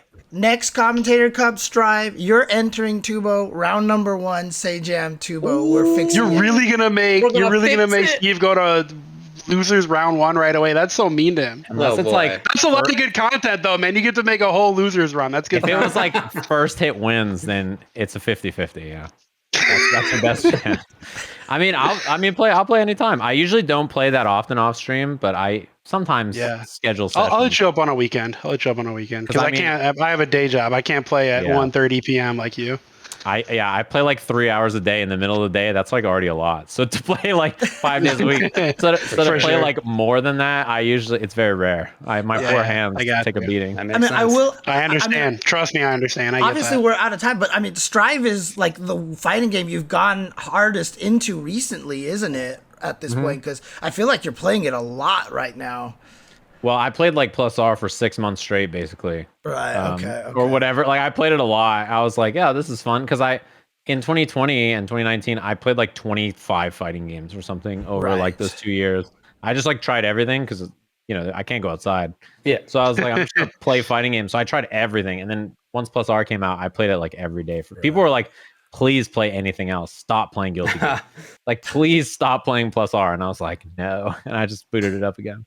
I mean, so how do you feel about Strive compared to Plus R at this I point? love it. I think Strive is super fun, and I think Plus R is like a really different game. Like, those two games are so drastically, to me, extremely different in their own ways, and they have their own charm and also despicable things about them. So, I love them in their own ways. Like, going back to play old Plus R Soul is like visiting an old friend. You don't want to be there too long because then you're just kind of like, I gotta go, the traffic. But it is nice to go check in and just be like, how's he doing? He's really skinny in this game. He's got, Yeah, that's right. his pants are different. Like, he sucks. It's great. All right, dude. Thanks a lot for coming on. Yeah, I'll catch you gamers. Have a good rest of your night. Yeah. Peace. All right, later, homie. All right. There we go. Had the return of Sajam onto The Ultra return. Gen TV. Very cool. Very cool. Thanks to him for jumping on here. And Yeah, I'm really happy for him about how things have gone over the last couple years. Yeah, dude, it's awesome to see. dude, Super I cool. mean, he's like the blueprint, right? Like, I'm like, okay, I'm going to try to follow what Sajam does for success. And then I asked him, and he was like, you have to have a consistent schedule. And I was like, well, okay, forget it. I was about to say, are you trying to get this consistency at like 4 a.m.? Is that the idea? I mean, You're getting the 4 a.m. market? Dude, I think I might. My DGen hours might actually be my Go for secret it. to consistency at this point. So Find your niche, dude. All right, let's move on to 5-5 matchup. 5-5. Sounds good. Let's do this. These are the questions that you provide. You at home. It was you. I'm talking to you. That's right. Person listening to me. You. You provided this. We're going to have a poll where you can vote for which one we'll talk about. James will set that up. In the meantime, I'll read the options. Number 1. Looking at the response of the women of the FGC series on YouTube is terrifying to say the least. From the constant ratio of each video to Deb's interview needing to have the comments removed. What can we do as a community to fix this behavior? Number 2, people seem to react negatively whenever a zoner manages to deal a lot of damage in a combo, like Thalsum in SF5. Do you think that zoners doing a lot of damage is a wrong balance decision, or is that reaction a misunderstanding of what zoners' weaknesses should be? 3, which fighting game would you like to see adapted into a new movie or TV series? Number 4, are we currently living in the golden age of fighting games? Well. The poll is set up. Exclamation mark 1, exclamation mark 2, exclamation mark 3, exclamation mark 4. If you are a subscriber to our channel, you can vote twice. So you could put 2 of your votes in there. And right now, I see we have a total of 2, 3, 4. There we go. Let's get the votes in there. Woo! You know what you should do? We should add a timer to this feature here. We should have like a minute or whatever, 30 seconds or something. I mean, Just, I like, have usually it just kind digitally of on watch screen. it, the trend, and if one of them just starts, if a couple of them really just start to pull out ahead, then I just go, and I'll just be like, it's pretty much done at this point in time. So, and I mean, I can see a trend already in this one, and I think we could call it any time. So I'll give it another We're 10 calling it. seconds. 10, 9, 8, 7, 6, 5, 4, 3, 2, 1. I think it's pretty clear. You know, with Twitch delay, I feel like people heard 1 and then like put in their time and in their vote, and it was already too late. You'd already closed Yeah, the poll. probably. But I mean, the trends are very clear right now. 50% of the votes are for number 1, and 30% of the votes are for number 2. Okay. So there you go. Let's start by talking about number 1. So the question is, looking at the response to the women of the FGC series on YouTube is terrifying to say the least, from the constant ratio of each video to Deb's interview needing to have the comments removed. What can we do as a community to fix this behavior?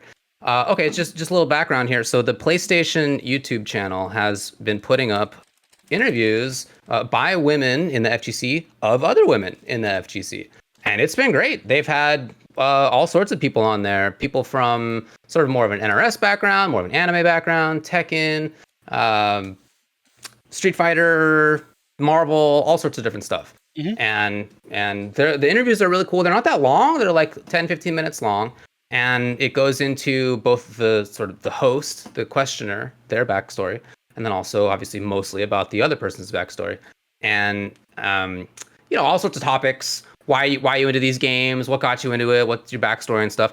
Mostly very positive in terms of what they're discussing, but obviously they also discuss the negative side, which is the obviously reason for this question as well. What's it like being a woman in the scene? What are there problems that you face? How do you handle this? I really like the interview series, but it's true that there is a clear problem on there that the ratios are not what I feel like they should be. They're very positive in my view, but you get people who are downvoting those, and comments ranging from just big jerkery, of course, to the classic "Why are we focusing on gender at all?" That kind of stuff. And to be fair, there are quite a lot of positive comments too. But yeah, on the recent ones, they have closed comments entirely. You can't even comment on them. They just turned comments off because they didn't want to deal with this. So, right, that is the backstory there.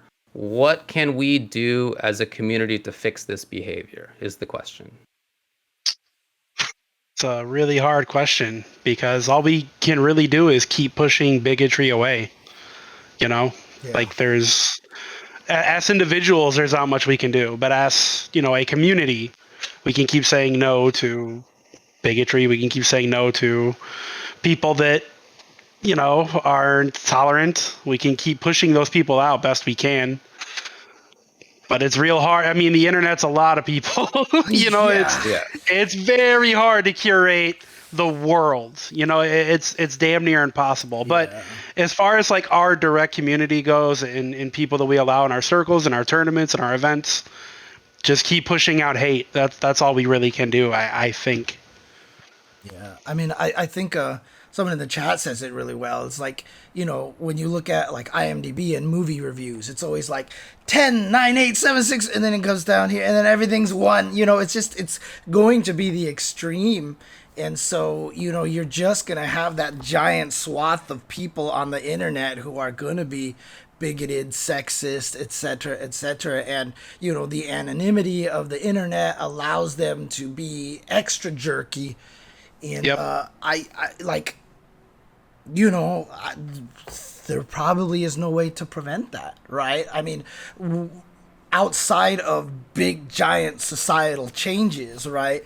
But, I mean, that's kind of the goal at that point, like Tubo was saying. If you could start doing better in your individual hobby space, and everybody does that as much as possible, we start normalizing these things. We start, telling and keep putting out pieces like this, right? Like obviously someone like Cuddlecore. Yeah, don't let them win. Right. Cuddlecore obviously is like one of the greatest Tekken players in the US right now. And putting out these kind of stories and talking about this all the time, it sucks to say this, but like we can't stop the hate that's going to show up right now, but we can't lose to it either. And we have to keep pushing out this kind of content, showing that, women belong, all genders belong in every space. And we have to keep pushing that.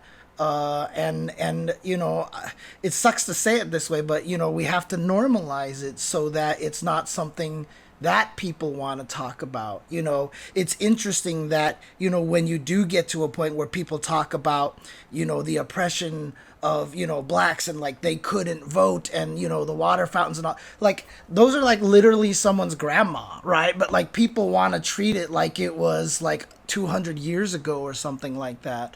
But that's kind of what we want to get to that point is normalize it to the point where those things do start feeling like they're a huge part of the past. Obviously, the example I gave is a bad one because there's still a lot more work to go in that regard as well. But that's just what I mean. It's just like normalizing it and getting people to talk about it and see it until the point where these people don't feel like it's an anomaly, so they have to come in here and make some sort of toxic remark.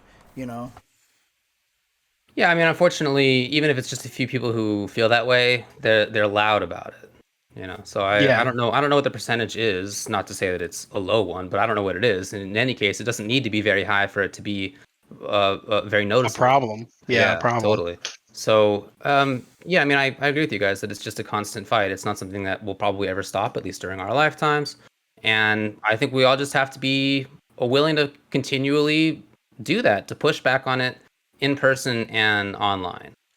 So, I mean, in our very first season of doing the Tuesday show, our 5th episode or something, we invited a panel of our friends, women, on to talk about being a woman in the FGC and in larger esports.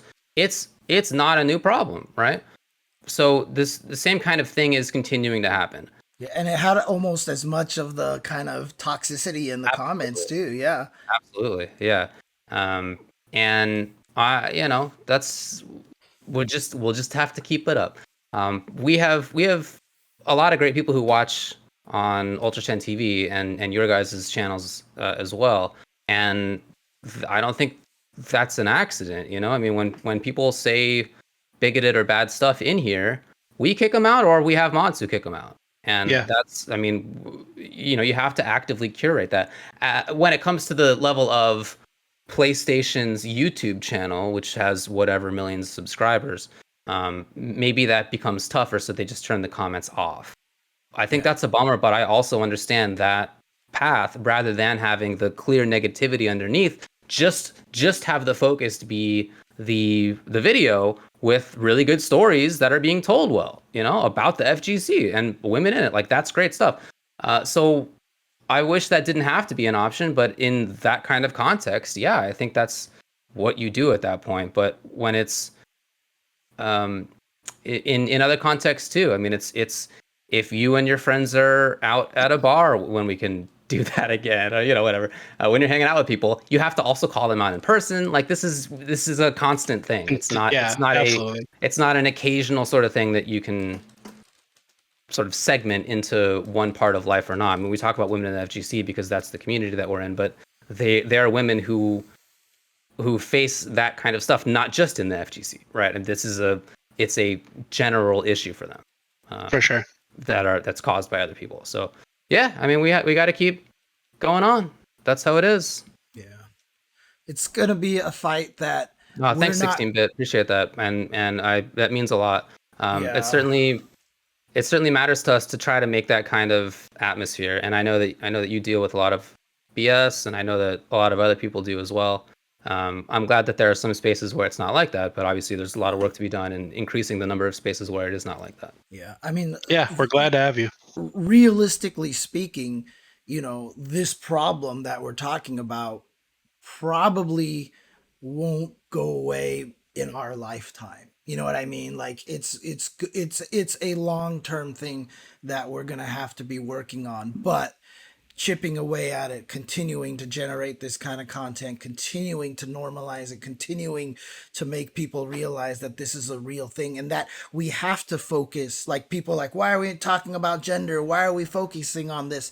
Because look at your comment. Like, that's the thing. If we were at a point where it wouldn't matter to focus on the gender, you wouldn't even be saying anything.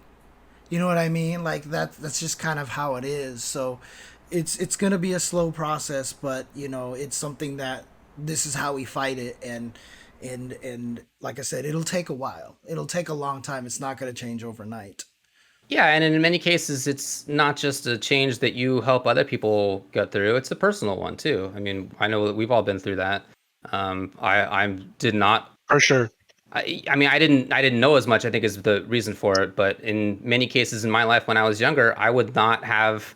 I was always a big lefty, okay, to be honest. But nevertheless, like, there's a lot that I've learned about what women face and what people from other backgrounds face, and that has majorly impacted how I view their situations. I mean, just learning more about it and talking more with people. So that's definitely been a personal journey for me as well. I hope that I'm better on that than I was in the past, and I'm sure there's things that I'm not better on yet, and hopefully I will be in the future. It's just, it has to be a personal introspection as well as trying to make other people do different things as well. Yeah.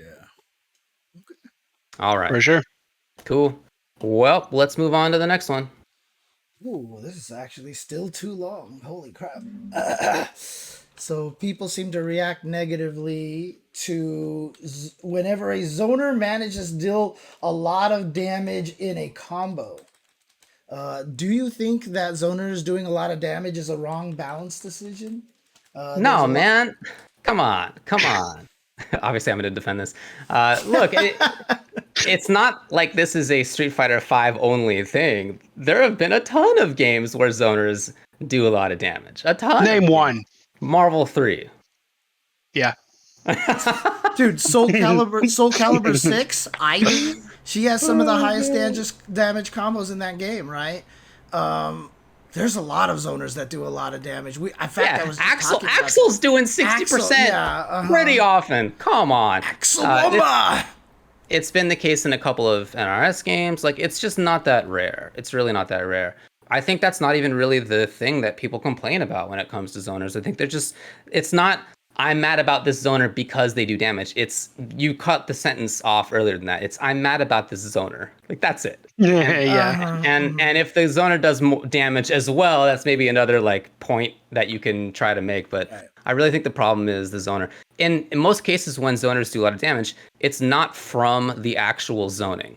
Axel kind of it is sometimes, to be honest, but for the most case, it's not. It's like the zoner has a punish opportunity. The zoner went in and isn't playing as a zoner right now. It's usually something else. And yeah, I mean, zoners who can deal damage are oftentimes good characters, but I think that's totally fine. It's rare that they're broken. Yeah, I mean, I talked about it on my stream actually just very recently that you just, the problem with zoners is you just have to take a different mindset on how you fight them. And one of the most important things is find out what their moves are. Like someone asked me, how do you defeat Axel? And I just showed how every angle he has leaves a gap. And so that's kind of like the guessing game that you have to play with him, is to take advantage of that gap. But, you know, in terms of zoning and damage, though, it's just, it depends on how you want to design the character, honestly. Like, if you design a zoner to be maximum annoyance, like it's so hard to get in, yeah, it's wrong to make him have a bunch of damage. But that's not de facto for the zoner archetype. That's the case for that zoner, right? You got, or you design him so that you hit him twice and he explodes, right? It's one or the other kind of thing. It's all balance, right? It's all balance how you want to take the character. Like, I still want them to create a grappler character that their command grab does no damage and it's not hard for them to get in. Like, that would be kind of interesting to me. Oh, you mean like Rainbow Mika or Laura? I mean, sort of, except for I mean, their EX command grabs do a lot of damage. Yeah, and Mika, yeah.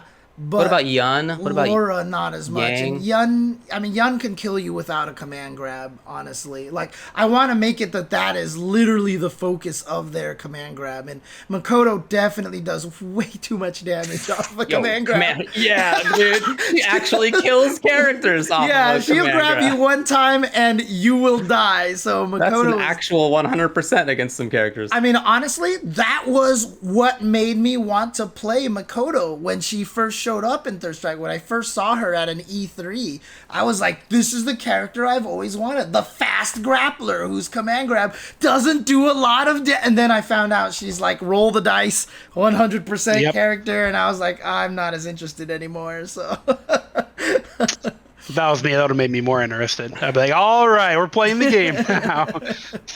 So anyway, I think it really just depends on the game. It depends on the character, but the overarching issue is that people are mad about zoners. We talked about that many times in the past. I don't know what you do about that, because it seems like something that transcends time and place. Every single place that played fighting games, every single place that played Street Fighter 2 had the issue with throws and had the issues with zoning.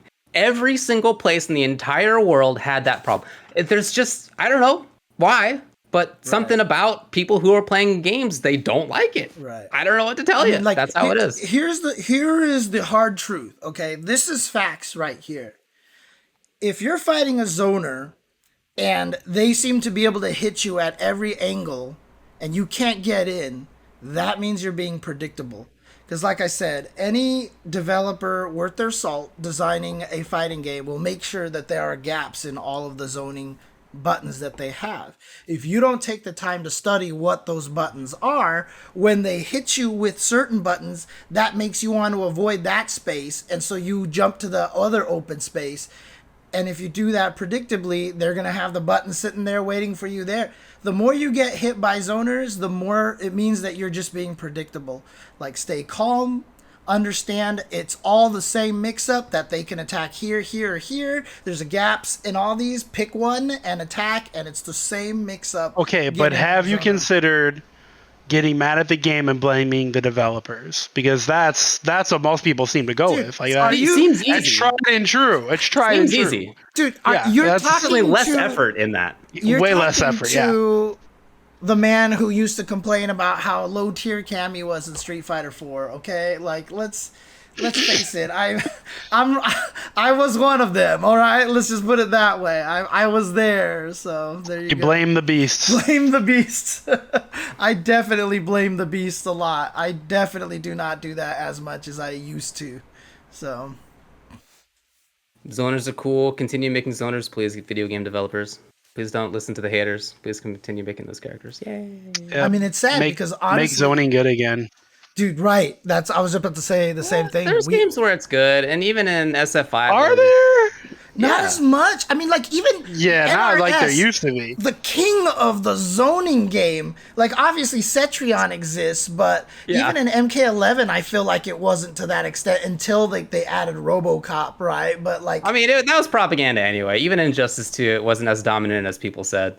Even okay. it just wasn't real. I mean, they were good, but it wasn't. It was propaganda for sure. I feel. Anyway, yeah. Look, zoners being good is maybe a little bit less frequent, but I don't know. I mean, think back to even old games.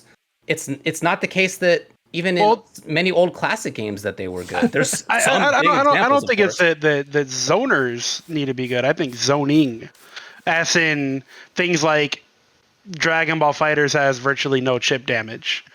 Things like that I would like to see go away. I like chip damage, like I like putting your life on the line to block a special move. Like that makes sense to me. My understanding as somebody who doesn't keep up with that game is that there are actually zoners now.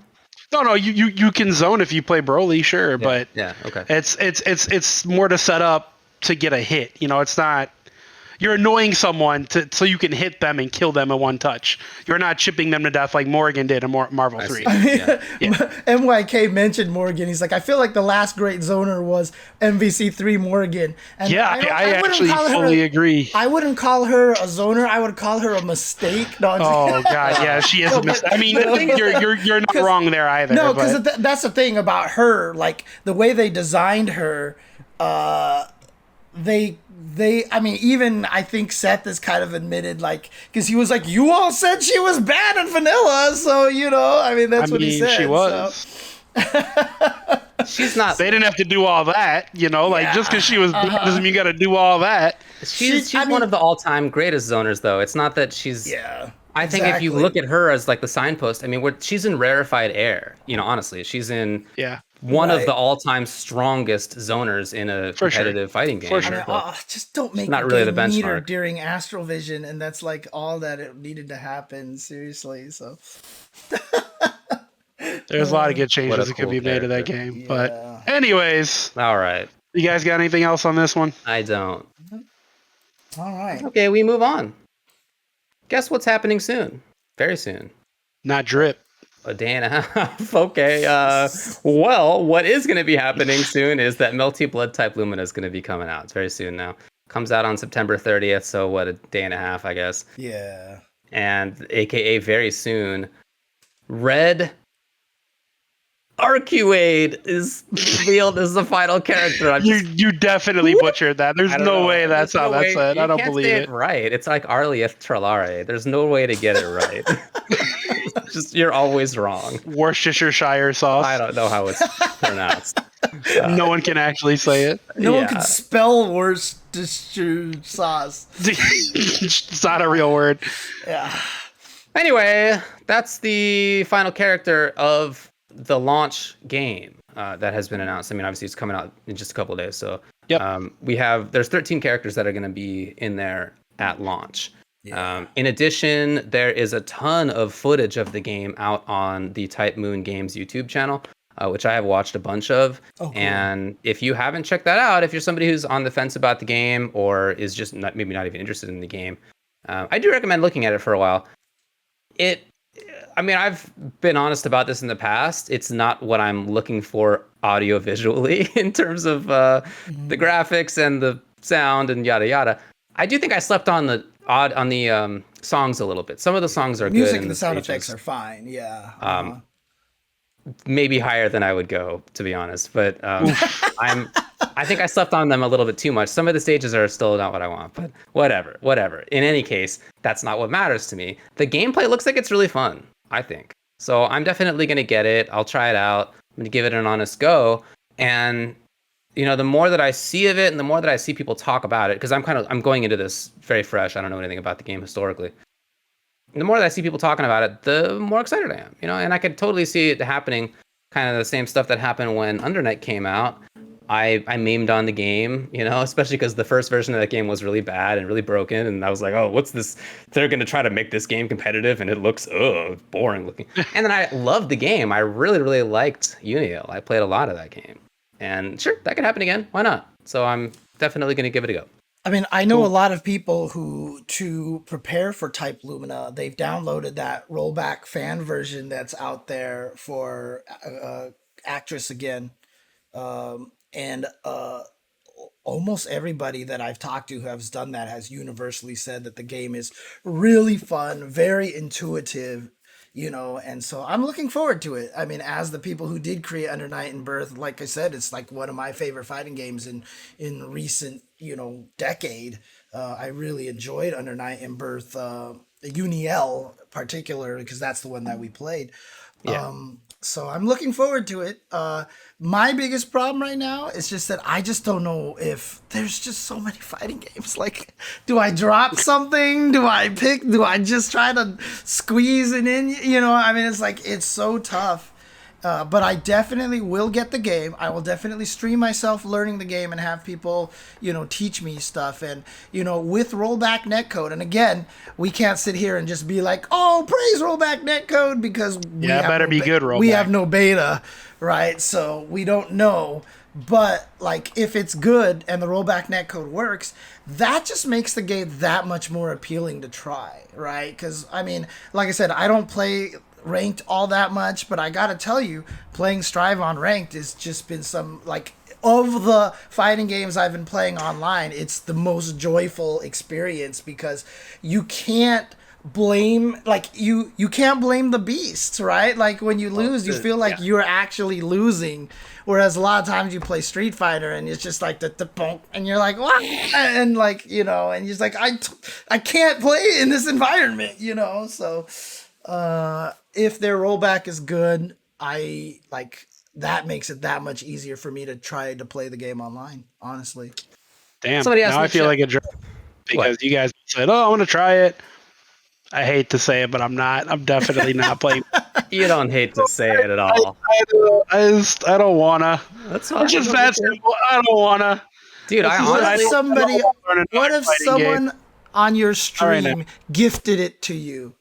I would give them their money back, because I am not playing that game. It's not about like the money, or it's about the time investment. I just don't have it. Right, I can't. I want to like have some type of free time, and that's sorry, Melty. Honestly, I respect you just saying that and just being like subjective about it, rather than some people who are, you know, try to give more objective BS reasons for why they don't like a game. Like, when I don't like a game, I'm just like, I don't think it's good for me. You know, I'm not going to play the game. Enjoy it. Other people have fun. I think that's for sure a much more credible way to go about not playing a game. So respect for that.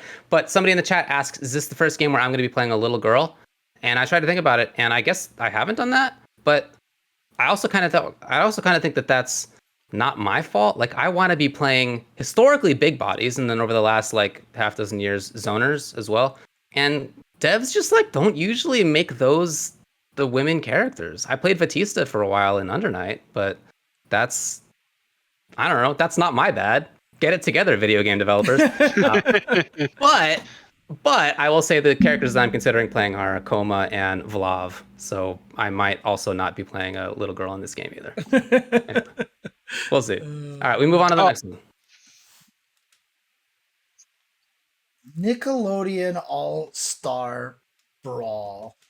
They just dumped a ton of character breakdowns, and I just soaked them all in before the show started.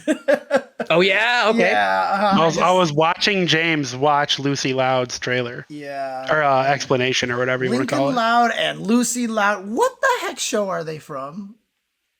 The Loud Show. Is that really what it's called? I have no idea. I'm 33. I haven't watched Nickelodeon in 25 years. Why would I know? I don't know. Okay. I think it is called something like that though, but I've never seen it myself. The Loud Loud Loud House. House. There it is. There you go. Okay. It's a house that's loud and they're vampires and ghouls. That's actually for real. They are like vampires and ghouls. Oh, Like, yeah, that's yeah. legit. Clearly from one of the characters you could see that, so. Oh yeah, you mean Wednesday Addams? Yeah, it's pretty obvious. Oh, yeah.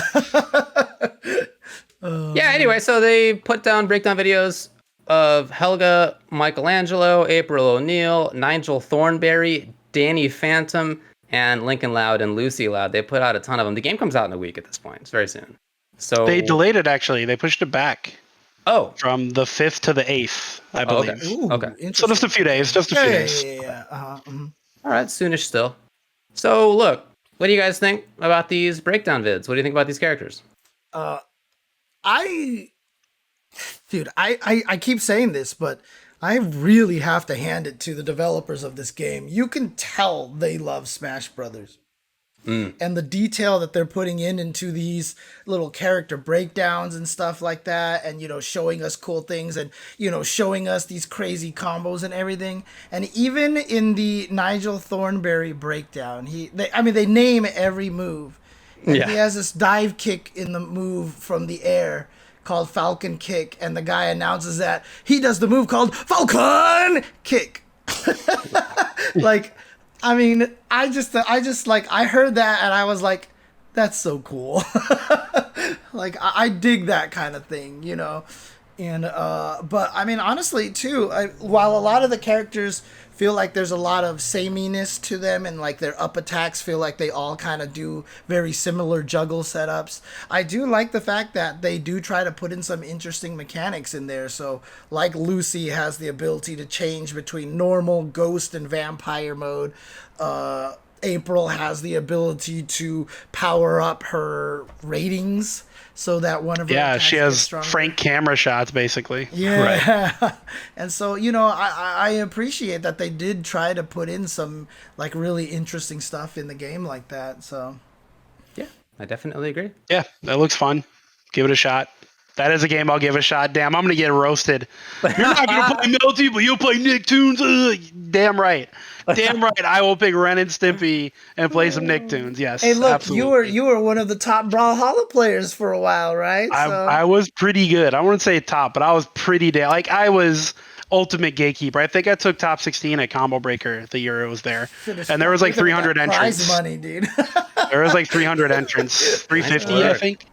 So I did pretty well. Good Dude, Brawlhalla is like a crossroads I could get into in my career, my commentary It's career fine, in particular, that the whole episode could go to. Yeah. But yeah, we'll see. I'll play it. I mean, it'll be fun, I'm sure, just to like mess around with friends if nothing else. Yeah, we'll definitely be doing that.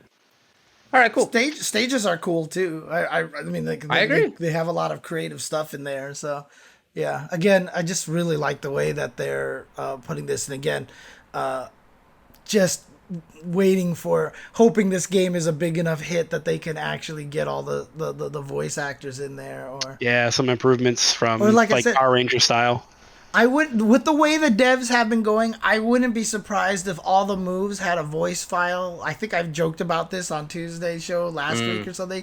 If they all had a voice file that was just an empty voice Right. for every move, just to be like, there's no way fans would mod this. You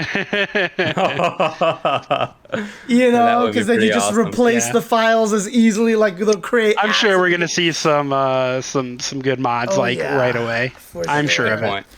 Yeah. No one would possibly take advantage of us setting it up to make it as easy to mod as possible. All right. Wink, wink. Let's move on to the next one. All right. Did you see this Nintendo Direct? Did you hear about this? Did you see this? Did you hear I about this? watched the whole damn thing. It was fantastic. I saw all the updates. I didn't watch it, but I was able to scroll through a good Twitter thread that listed all the stuff about it. So Here are some highlights. Kirby in the Forgotten Land. Bayonetta 3. Splatoon 3. Chocobo GP. did you say Cas- Chocobo? Yeah, say that again. Chocobo. There you go. Nailed it.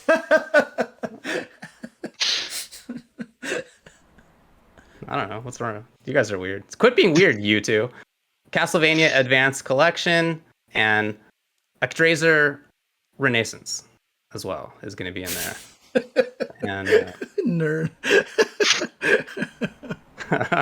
Did you mention Metroid Dread? If you didn't, we got problems. well, it's not like a new thing. We saw more footage of it. Oh, okay. but- Yeah, fair enough. Yeah, fair I mean, enough. that was also shown, and that looked super cool. And on top of that, look, everybody, leave me alone. James, don't let it come through your nose, dude. Don't swallow, man. You good? Okay. Chat saying a lot of it. Someone wrote Joe Kobo. And if you ever get to name your Chocobo in any of these Final Fantasy games, 100% he's going to be Joe Kobo from now on. Gotta be Joe Kobo. Look, in English, you can't know how something's pronounced. That's the downside of the language. It's just surprising. One of many downsides. One of many It's just downsides. surprising you've never heard anybody say Chocobo before with all your nerdy friends around you. I don't know. Maybe it's up to you guys. Maybe you should have prepared me in advance. Bro, I'm no Final Fantasy fan. I didn't know it was pronounced like Hylia until like 3 years ago. I thought it was Helia this entire time. Oh, that's the Titus problem as well, right? You can't know. It's Yeah. English. It's what can you do? We Yeah. have no way Yeah, to tell. that's also true. Anyway, Anyways, did any of this? Oh, I should also say Nintendo 64 content. Ooh, finally coming to the Switch officially. The N64 and the Ooh. Genesis thing was like probably Genesis the thing I thing, yeah. got most hyped for, honestly. Because, dude, the game that I was playing on my DGen stream was one of the games that was on the Switch Nintendo thing that I just never played before. I didn't even heard of it, and I just tried it just for the sake of it. I was like, this game is fun, and so I just started streaming myself playing it randomly. And like honestly, those things are like my favorite things. And I heard that reading it, it sounds like there's going to be a more expensive subscription plan in order to get access to it, which kind of sucks. But I don't know. the current one's like $3 a month though. So what's this one going to be? $10 if you're choosing a monthly? The current one is like $10 a year or something like that, isn't it? Something. Yeah, that's like what I mean. that? It's wildly inexpensive. So I'm sure it'll be worth whatever the cost is. Yeah. I would hope so, at least. Yeah. So I mean, I was excited about that a lot. So It's nostalgia. I mean, they're leaning into that so hard. Obviously, it's not new for them. They've been doing that for a while, but they know that there are people exactly our ages, basically our age range, right? Like early 30s to 40s, who grew up playing all this stuff and now are in nostalgia phase, looking back on previous games and being like, oh, those games are fun. I wish I could play those easily. And not all of them know how to install Dolphin or whatever, right? Well, and so there's an easy way to now do it, and many of us are in a stage of our life, not all of us, where you can easily afford a bunch of extra money, whatever it is for the extra fee that they're going to charge. So that's the business. I mean, and they're definitely leaning into it. Interestingly enough for me, though, it's like I said, this game that I'm playing is a game that I never even heard of on the NES, right? Like for me, this is actually, how we always joke that when we all retire, just throw us into a house with all of our old consoles, right? Yep. I have never played Super Punch-Out. I've never played Demon's Crest. I've never played any of the Donkey Kong Country games. And like those are 5 games on the SNES thing that I'm probably just going to be, let's just stream myself playing all these games. So let's just go. Those are some Let's real just do classics, it. dude. Yeah, Jeez. exactly. I mean, I didn't play Donkey Kong Country because when it first came out, I was like, this looks lame. I don't like this. And so I just, it was my brain had already just been like, excise this, franchise, but now it's one of the most beloved franchises ever. Like, I feel like I have to try it at some point in time. So Yeah, you should. You're missing out on good games, man. yeah, Absolutely right. Yeah. Like timeless games. Yeah, like some of the greats. We'll just also say, as far as the direct goes, they announced that they're going to be announcing the last Smash character. They didn't announce on October 5th. Correct, on October 5th. Talk about that in the upcoming. But yeah, the final Sakurai Presents for Super Smash Bros. Ultimate will be then. We'll find out. Finally, Dirk the Daring will come to fruition. Give it up, James. That's never happening. It's obviously Doom Guy. David has already even prepared. He has the D shirt on right now. It stands for Dirk the Daring, right? Got it. Stands for Doom Guy. It's definitely stands going for to be the Doom Guy. Slayer. That's right. That's who's going to be there. It'll be Doom Slayer, or it's going to be Scorpion, or it will be Kratos. In honor of me Obviously playing none of that those. Fire and Ice game, it's going to be Dana from Solomon's Key and Fire and Ice. Because everybody wants Dana to come back. Could be. I hope it's Sakurai. I hope he puts himself in the That game. would be so sick. I hope it's Sakurai. That would be actually amazing. Oh boy, nothing's going to top that. You've just ruined it for me. All right, we should move on. We're moving on. Let's briefly talk about a tournament. What happened over the weekend? That is the Capcom Pro Tour UK and Ireland. And it's of note because there's a guy from the UK, Problem X, who has won Evo in the past. I don't know if you've heard of him. He won Evo. I've heard of him. Pretty good at Street Fighter. And so he didn't win it. That's what I'm getting at. In fact, the winner was the Four Phils, who almost entirely plays Falk. He played a little bit of Akira. That didn't work out. He went back to Falk, and he won it with Falk over Problem X in the grand finals. Yeah. And he played super well. This is a character who, before this year, we never saw in CPT top 8s, and over the last 2 weeks have seen twice in top 8. So shout outs to Falk and the come up. But also, obviously, Phils is the player using her. Shout outs to him for But was Problem X playing on the PC version on a 480 hertz monitor with lagless internet? How do we know that he was actually? I got it. Four Phils, definitely 480 hertz monitor, definitely on PC, definitely using input buffers to make sure that everything happens. I don't even think he uses a controller. Probably just his brain. Instant. We have no idea what Problem X is playing on. Clearly, he's on a 60 hertz PS4 setup. All right. absolutely The PS4 has been dunked in some water. I'm so happy for the Four Phils, honestly. I think that's so awesome because he's been sticking with this character forever. And David's leaving us for now. Sticking with the character forever. And again, like I said, I'm really happy for him because, again, just shout out to, honestly, this might be the best balanced fighting game of all time at this point in time. Street Fighter 5, it could be. I think, dude. I think recently, so many fighting games you could say that for, though, right? Yeah. Dragon Ball Fighters is up there. Killer Instinct is up there. Street Fighter 5 is up there. Yeah. I think devs are just much smarter about how they balance games. They really are. They really are. And honestly, the fact that we have an Ed qualify and now a Falk qualify for Capcom cool. Cup, I think that's super sick, and I can't wait to see Phils do some damage in actual Capcom Cup. I'm excited for that. Very, very excited.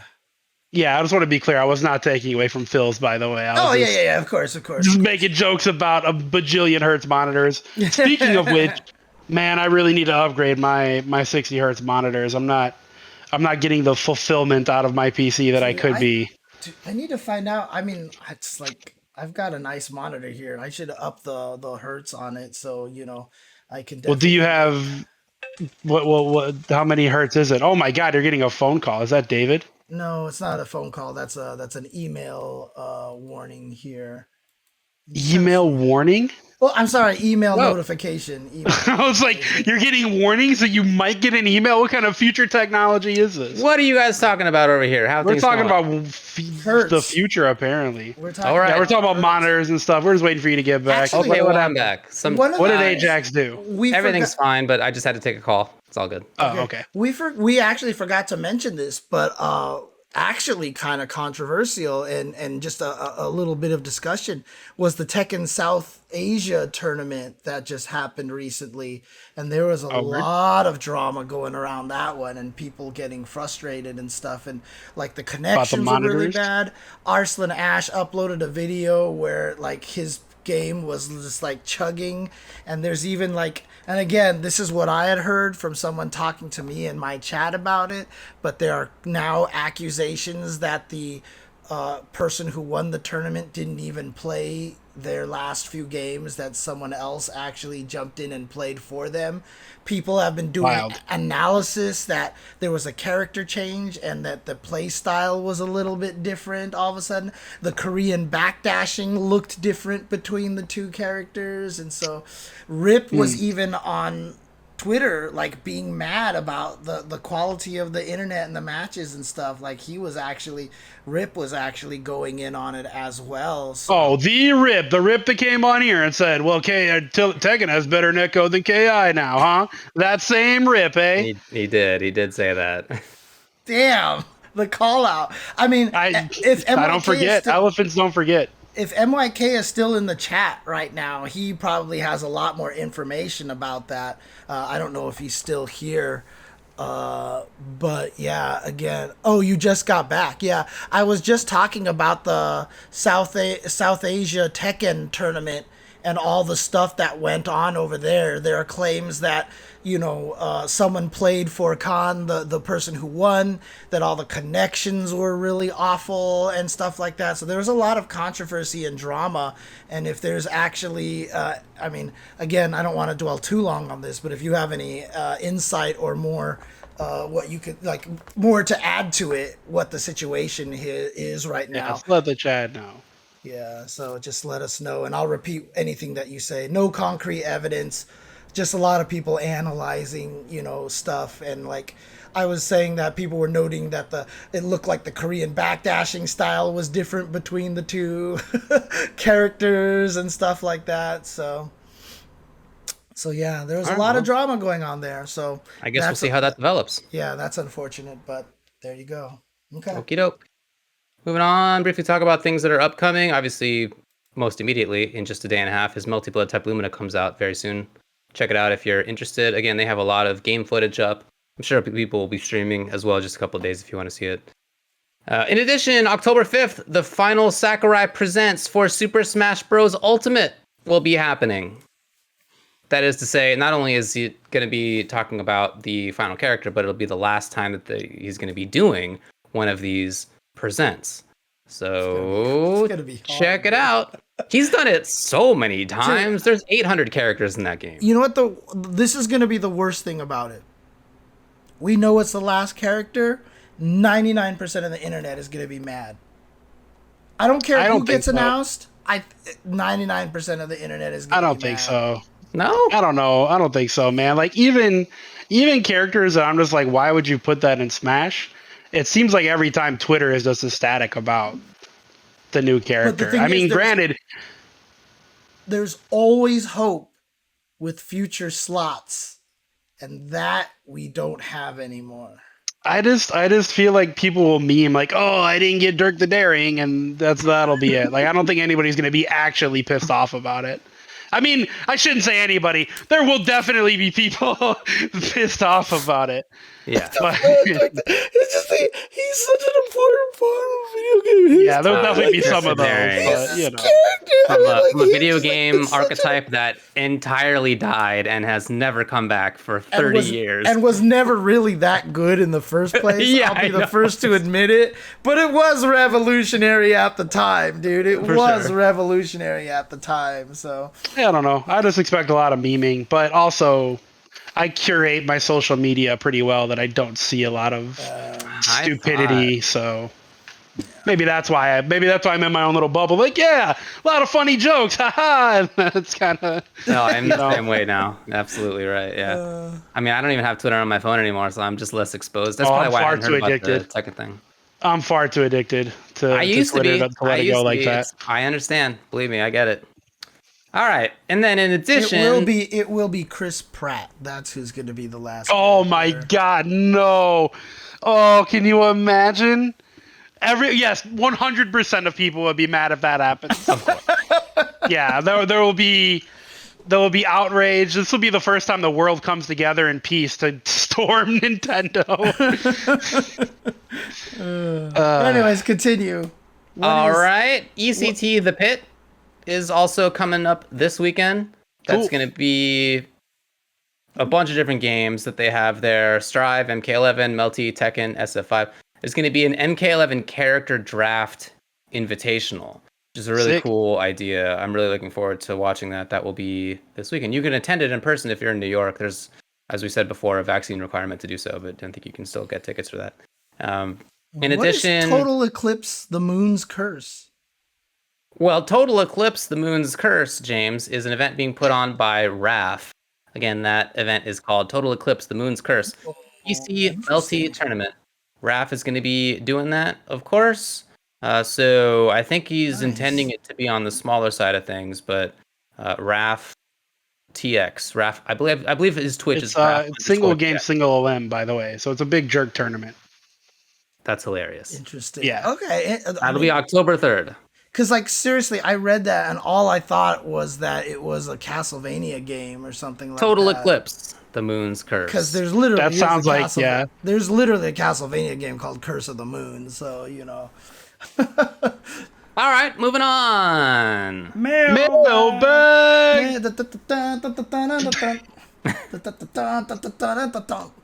We gotta hire someone for a jingle. Yeah, I know, right? Go on Fiverr. I'm sure we can find someone on Fiverr. Let's see what the first mailbag question is, ladies and gentlemen. It is from Tabby Nat via Twitter. Asks, so how did you get into competitive fighting games? Well, let me tell you. I played a lot of Street Fighter as a kid and Mortal Kombat and a bunch of junk. And then I became 18 and I could do whatever I wanted. And I moved to Las Vegas and HDR came out. And I started playing HDR. And then Street Fighter 4 came out. And I played HDR because I heard Street Fighter 4 was coming out. I was like, I need to get ready. And that's it. And then Gutex and Mike Ross walked into Fry's Electronics. No, it was Gutex and Edma walked into my Best Buy. Right, yeah. But I had already been going to locals before they had come through. I knew who they were because I had been going to locals and trying to get better and, searching up the interwebs. And Gutex had a podcast at the time and et cetera, et cetera. Yeah. But yeah, that's how. All right. Well, I played fighting games as a kid in the 90s, never seriously, and I didn't live in a place where I could easily access an arcade, so it just wasn't common. So my brothers and I played, my friends in the neighborhood and I played, and I felt I was really good. I was so great. My Marvel 2 team was Guile, Juggernaut, Nash. Amazing. Amazing.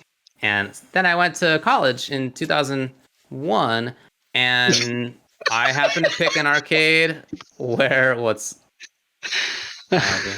yes, it's 50 years ago that I went to college. Well, I was just laughing at James's cat. That's all. Yeah, all right. I tried to Sounds pick great. her up. She went, yeah, exactly. She wanted So nothing to I do went with there, it. and we happened to have a good arcade, and that wasn't the reason that I went, but it also wasn't unrelated. I will say that. And I thought I was good, and I showed up, and I wasn't good at all. I was terrible. Everybody beat me. I was the worst. And that feeling of not being good at something was very foreign to me. I had been amazing at every single thing I had tried in life so far, and I felt that I couldn't let it stand that I wouldn't be good at something. So I wanted to be good at it. And so I played a lot, and I didn't get good at it for a long time. It took many years. And then that period of time of me being good was 6 months or maybe a year or something. And then it went away again. So anyway, congratulations to me. That's my backstory. You did it. I didn't get into competitive gaming. I helped define and create competitive fighting gaming. I was on the forefront.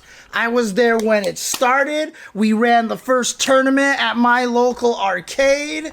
We were the ones who forged this entire scene through our own blood, sweat, and tears. I am not someone who got into it. I was born into the fighting game community. There was not even a fighting game community when I was in the fighting game community. All right. Next question. I've been to the UCLA arcade. You got to walk uphill both ways to get to it. I can confirm. Yeah, that sounds about right. And it's always snowing. It's always snowing at UCLA. Yeah. All right. Next question from Deadeye Dave is talk about your first pet. Aw. Well, No, I that don't would wanna. be. You're not gonna? Oh, it's No, that's too emotional. I'm not doing cute. that. Oh, that's cute. Okay, fair enough. My first pet was Colonel Flopsy Amusington Graham, and she was pretty great. We were older when we got her. My parents didn't want to have a dog when I have two brothers, so there were three of us when we were all at home because they were like, "Well, you guys are going to take care of this dog. It's going to be on us to basically have a fourth kid to take care of." And when we don't want to do that, and we were like, "No, we'll take care of the dog for sure." Obviously, when we got the dog, my parents took care of the dog. But I was already in college. My middle brother and I were already in college. So the way that my youngest brother finagled it to work was he was like, "Mom and Dad, I'm going to be so lonely. My brothers are going to be off at college. Nobody's going to be here. I need to get a dog now." And they were finally like, "Okay." So that became my dog. I need to get a dog now. Yeah. And yeah, she was great. She's a little Scottish Terrier. Very funny. Big as far as the Scottish Terrier goes, but, Scottish Terriers aren't very big. But whenever we took her to the dog park, she was always like the boss dog. She would boss around way bigger dogs. I saw her Just humping every dog. No, she never was into that. I'll tell you that much. But I did see her on a couple of occasions walk underneath dogs, like they're that much bigger than her, and she would like make them, Like roll uproot over. them? She was she would just like walk under them, and then they would like do the little giving her her props or whatever. The only dog I ever saw her bow down to was an even smaller little dog. I always thought that was hilarious. Wow. Small dogs. Tiny little That's dog. why. I mean, dogs don't know how big they are. They have no clue. They have no conception of their size. Anyway, that's my dog. Yay. Here's one of them. I can't get those. This is the one that matters. Nathan ran away. They are my first pets. Jasmine and Nathan. Unless you count fish, which I just don't count as pets really. So. Oh no! If you do, then as a little like 3-year-old, I did have a fish. Apparently, I don't remember this at all, but I guess that was technically my first pet, and the fish died. I don't remember the circumstances because I wasn't really aware super much. Probably threw in too many dirty dishes into the bowl or something like As a that. 3-year-old, yeah, that might have been it. Yeah. Anyway, the fish died, and then we flushed the fish down the toilet, and apparently I loved watching it so much go down the toilet that no. I wanted to get a new fish just so we could do it again. Wow. My parents were like, "All right, let's..." Actually, that may be part of why we then didn't have pets for another 15 years. Makes sense. Yeah, it makes sense. I never thought about that. Again. I mean, let's put it this way. My mom will not have pets. She just hates the idea of hair and pet being dirty and stuff. My mom is a clean freak. So when we were young, we were always like, "Can we have cat pets? Can we have a cat? Can we have a dog?" So they got us fish. And it was one of the most like anticlimactic things, and that's why I don't count them. Although there were some funny stories with them, and we had 2 angelfish. I mean, it's not a funny story, but we named one of them Jaws, and it turned out Jaws, who was such a bigger angelfish, literally killed the other angelfish in the tank. So it was like, Jaws. what the hell? And we returned them and stuff.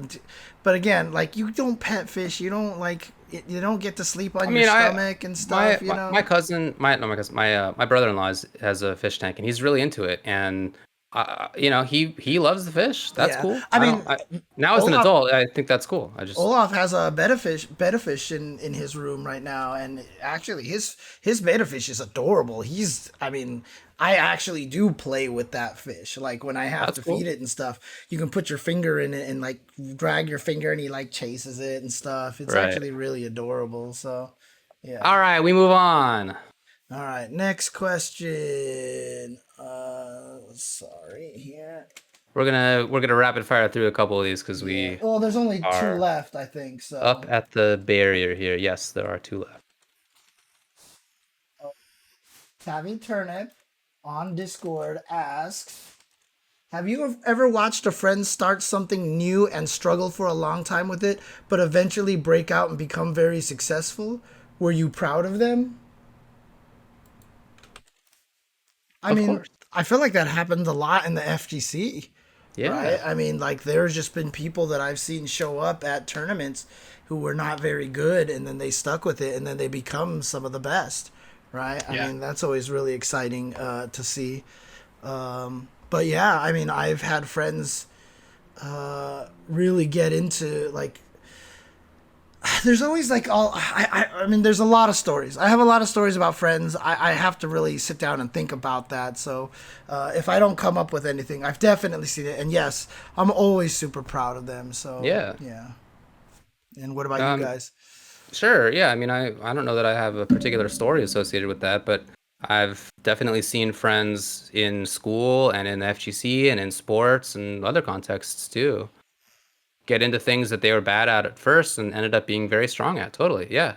And that, of course, made me proud. Yeah. Happy for them and proud about it. Yeah.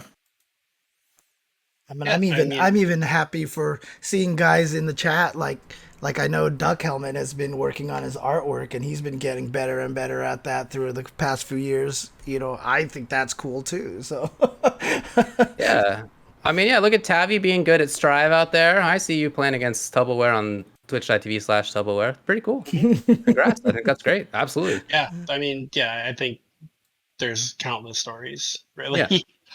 Yeah. But the majority, I wouldn't say the majority, but a ton of my really close friends are literally that story. I mean, Keats, for example, the man worked retail for years and years and years and years, making his own games, like literally making board games and designing Yeah. games and teaching himself game design and balance and blah, blah, blah, blah, blah, until he got a shot with Dive Kick. And now look at him. He's making video games over in Iron Galaxy. He's been there for like, what, 6, 7, 8 years, something like that. A long time. Long time at Long this point. Yeah. yeah, But I mean, that's, those sure. stories are all over the FGC. I mean, I have a friend who, saw and thought like some lady was being attacked and was about to be murdered, and he ran up and tackled him and saved her life, and beat the attacker to a pulp, Pretty impressive. and Sounds it like a actually small guy. turned out to be a hoax thing, but still, I mean, he did it, so. Hats off to that guy. All right, let's get our last Whatever one he of the week. All right, last question here is going to be from Subotar, which I think is a new one actually, who hasn't submitted a question before. What is your favorite nickname that you've ever received? Man, I've had a lot. I guess Brock. I guess if you want to consider that a nickname, that's the one I use the most besides Tupperware. But I gave that to myself when I was a kid. My neighbor called me Bubba, and then unrelated in middle school, girls started calling me Bubba because they called me Bubba Sparks because I was like I had short hair and I looked like Bubba Sparks and I was the only white guy in the class. So obviously, you're Bubba Sparks now. But yeah, that's about it. I guess Brock. It's the only one that was somebody else started calling me first.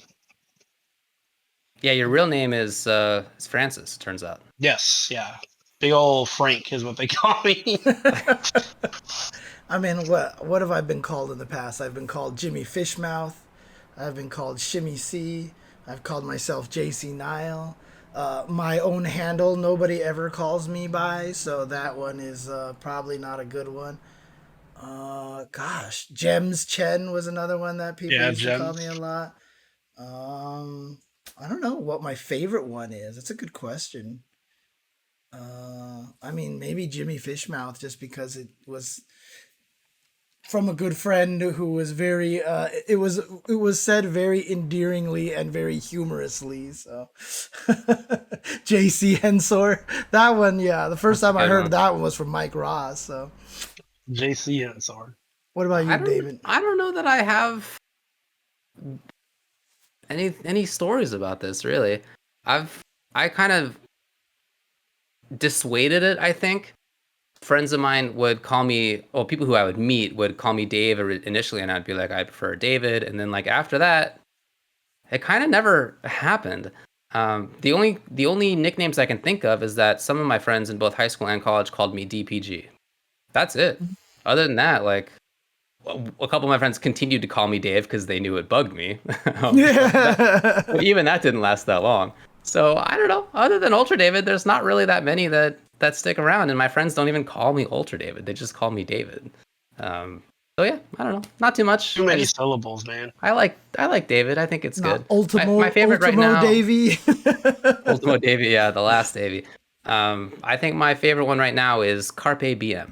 That's my favorite nickname. More than Shinfart Butler 60. Yeah, I definitely think Carpe BM is better than Shinfart Butler 69. Okay, Yeah, okay. absolutely. All right, that's it. But yeah, I don't really have We did good it. nicknames. Cool. Thanks a lot for hanging out, everybody.